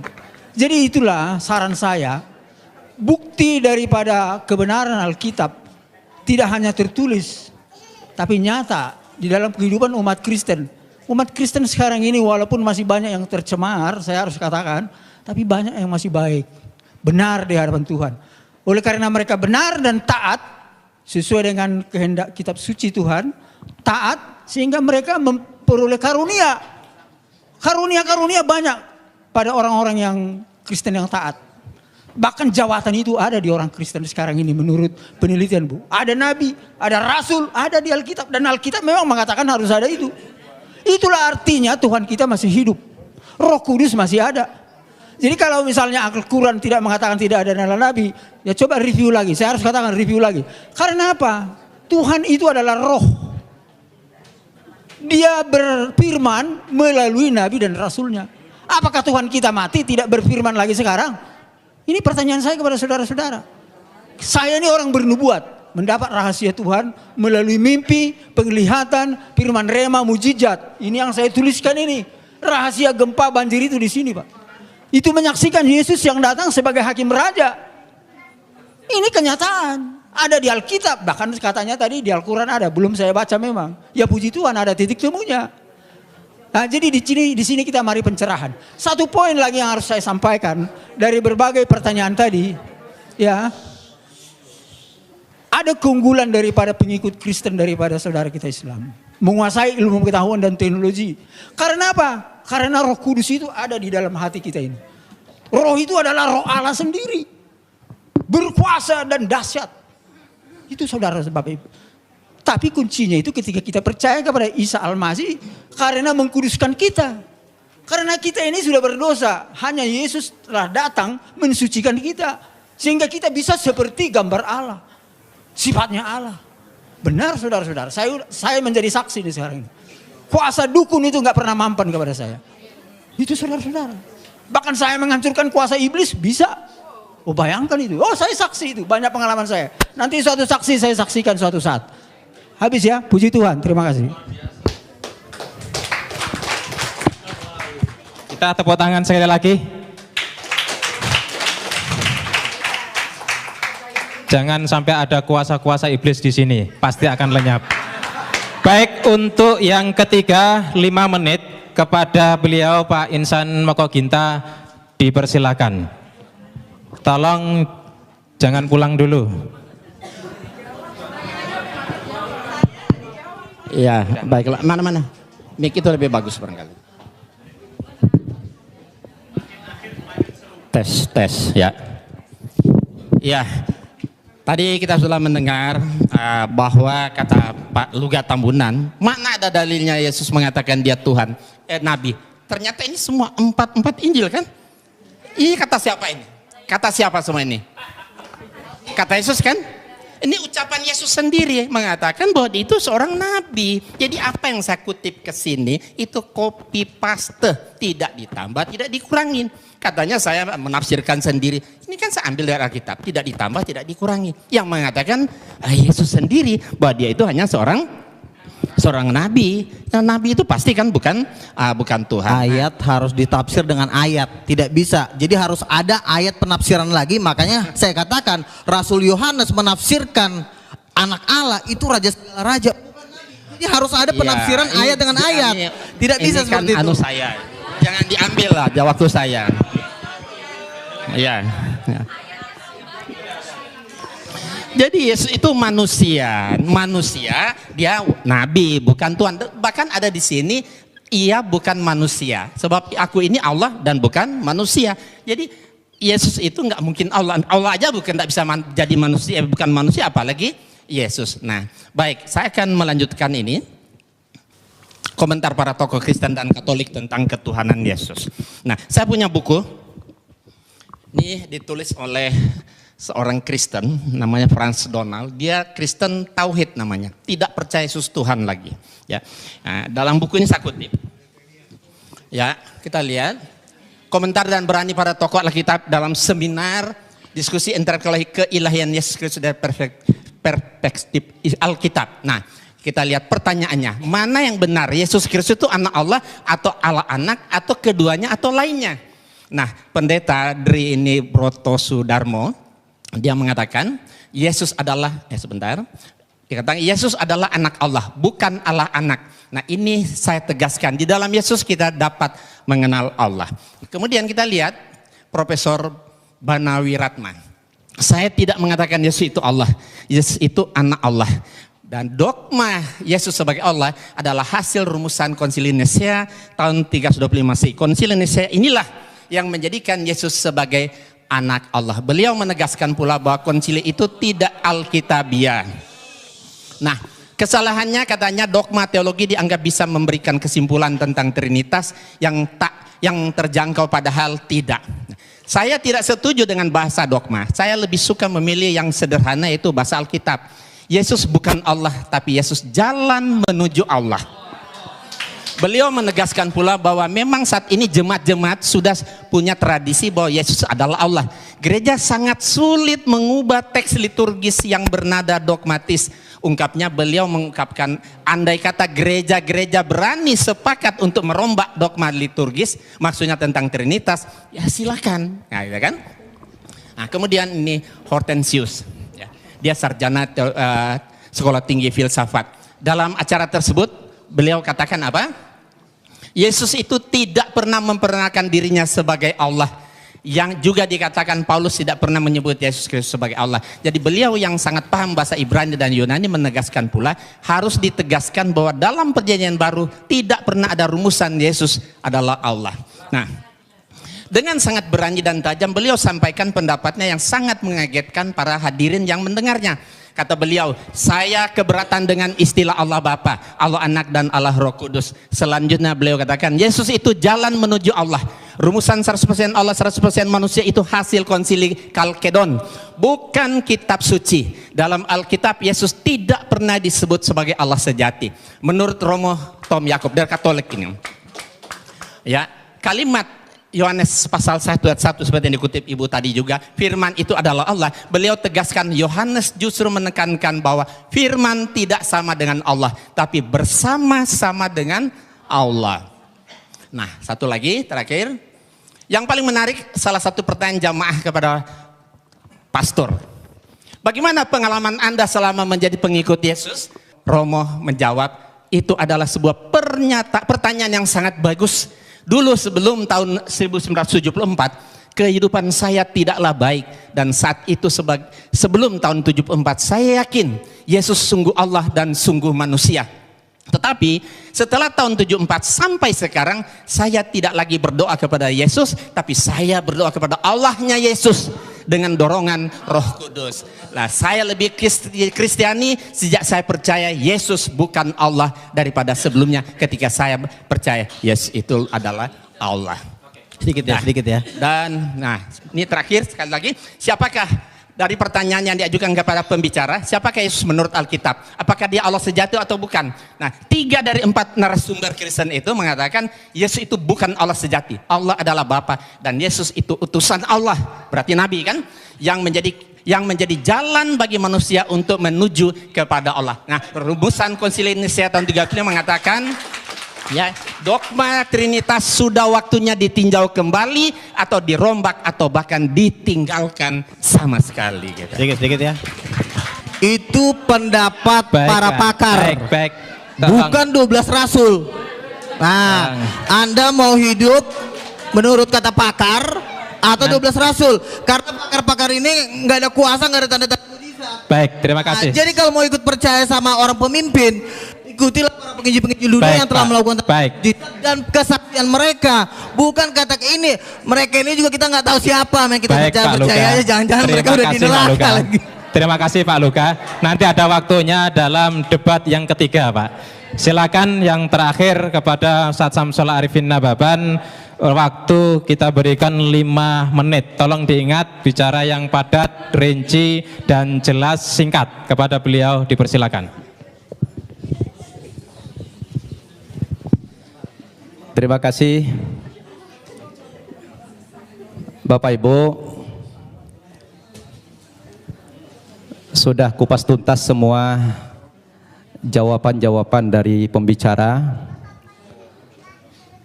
Saya hanya ingin tegaskan kembali bahwa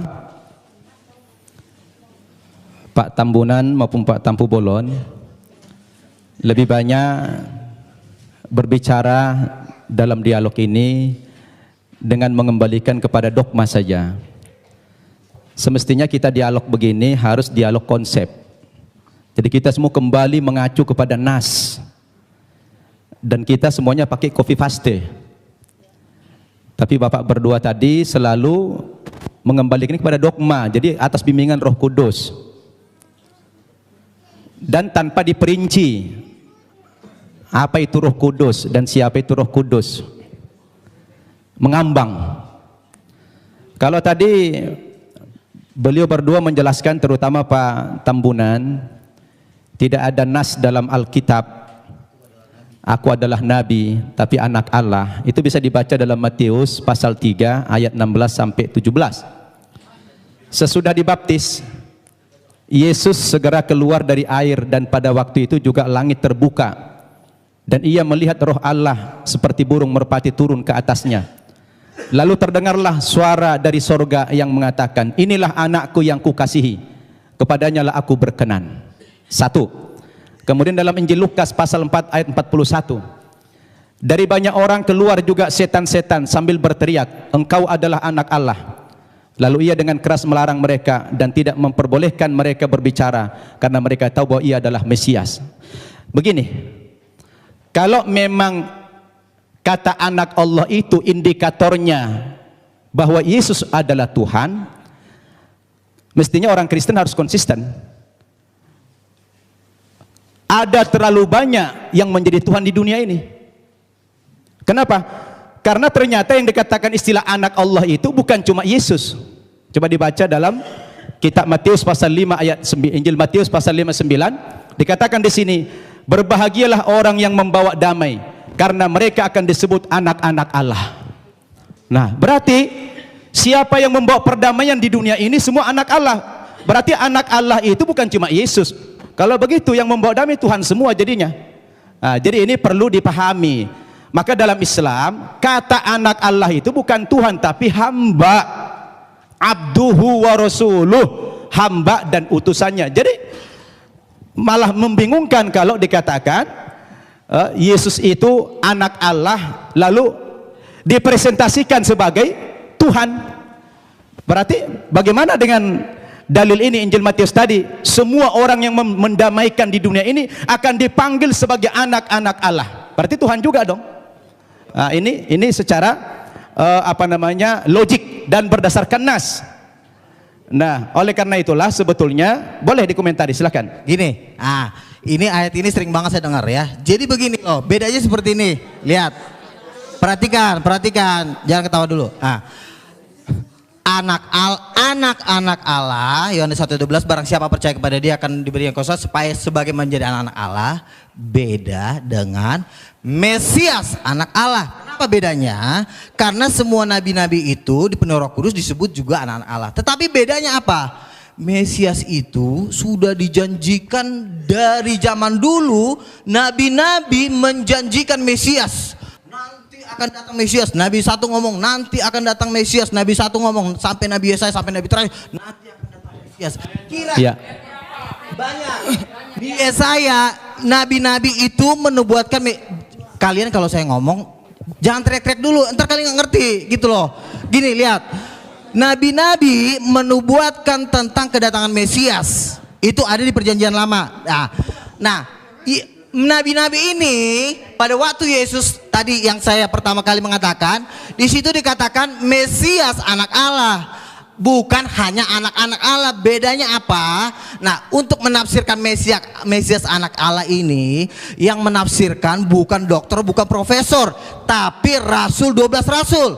Makanya 12 rasul menafsirkan Mesias anak Allah dalam Wahyu 19 ayat 16, bahwa Mesias anak Allah penafsirannya adalah raja, segala raja, bukan nabi. Jadi kalian jangan sembarang menafsirkan kitab suci. Mesias anak Allah dengan anak Allah beda banget gitu loh. Jadi perbedaan ini kalian harus pahami, karena perbedaan ini efeknya lautan api dan belerang gitu loh. Jadi Mesias anak Allah dan anak-anak beda. Itu yang saya pahami dan yang saya pelajari selama ini, karena saya udah tahu jawaban pertanyaan kalian pasti itu gitu loh. Jadi itu gantian. Saya belum selesai tadi. Itu sanggahan dari beliau. Kita jadi bingung nih. Kenapa bingung? Kita kan membaca Alkitab ini justru kita menghindari tafsir. Ini textbook kita nih, copy paste.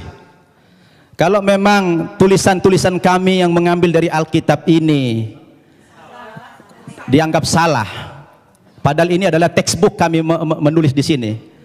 Terus apalagi yang dipakai sebagai hujah, sebagai jangan baca argumen. satu ayat aja Pak. Makanya Satu. baca Jadi juga gini, kitab Wahyu. Jangan cuma baca. Saya mau kembali kepada teks lagi. Di antara indikasi juga Yesus bukan Tuhan, saya baca dalam Injil Markus pasal 13 ayat 31 sampai 32.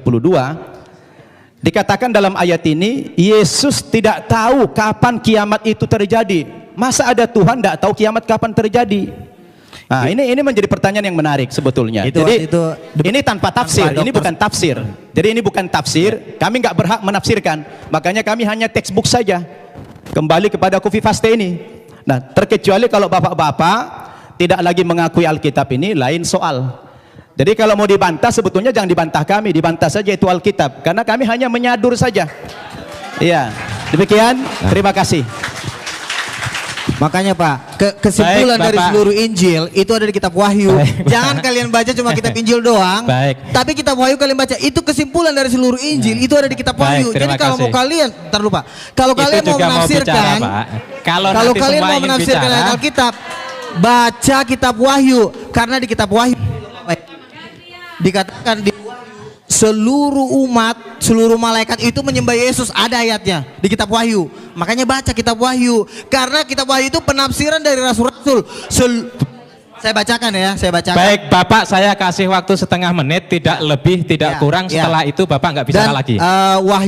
Wahyu setengah menit ya, Wahyu Pak, ya? 5 ayat 11, maka aku melihat dan mendengar suara banyak malaikat di sekeliling tata makhluk-makhluk dan tua-tua, itu jumlah mereka berlaksa-laksa. Katanya dengan suara nyaring, anak domba yang disembelih itu layak menerima kuasa dan kekayaan, hikmat, kekuatan, pujian sampai selama-lamanya. Dan saya lanjutkan ke ayat 14, dan keempat makhluk itu berkata amin, dan tua-tua itu jatuh tersungkur dan menyembah Yesus. Ada ayatnya Yesus disembah. Kalian kan berkata, mana ayatnya Yesus sembahlah aku? Ini ayatnya bacaan termasuk. Sudah setengah menit. Terima kasih. Pak Insan setengah menit. Ya, sebenarnya kitab Wahyu yang menjadi rujukan beliau itu, udah. Wahyu kepada Yohanes itu mimpi. bukan wahyu. Mimpi Yohanes di Pulau Patmos. Itu kan kata Bapak. Jadi mimpi panjang. sudah, Pak. Ya. Sebentar, mimpi panjang berseri ya. Makanya kitab Wahyu merupakan salah satu kitab yang paling sulit sekali ditafsirkan. Anda situ rasul terkasih Yang loh. paling Sudah, sulit Pak. ditafsirkan karena ini cuma mimpi. Nah, zaman dulu ditulis mimpi, kemudian dirubah lagi kenyataan. Sekarang dirubah lagi menjadi wahyu supaya keren, biar keren kelihatan. Sudah. Diganti Cukup. wahyu. Baik Pak Insan, cukup. Kita tutup. Karena bukan mencari kemenangan dan bukan mencari kekalahan. Masing-masing berdakwah kepada yang lain. Silakan yang umat Islam itu tadi dengarkan, renungkan terhadap Bapak Luga Tambunan dengan Pak Yohanes Tampu Bolon. Yang Nasrani silahkan renungkan. Terima kasih kepada Ketua Panitia yang menyelenggarakan acara ini, cukup sukses Pak Ketua. Kemudian kepada para pembicara Ustadz Samsul Arifin Nababan, Bapak Insan Moko Ginta, Bapak Luga Tambunan yang saya suka semangatnya ini, masih muda. Kemudian Bapak Yohanes Tampu Bolon yang lebih bijak, santai, tenang, dan juga semua audien yang hadir di sini, semoga seluruhnya mendapatkan hidayah dari Allah Subhanahu wa taala. Terima kasih dari kami. Billahi taufik wal hidayah. Assalamualaikum warahmatullahi wabarakatuh.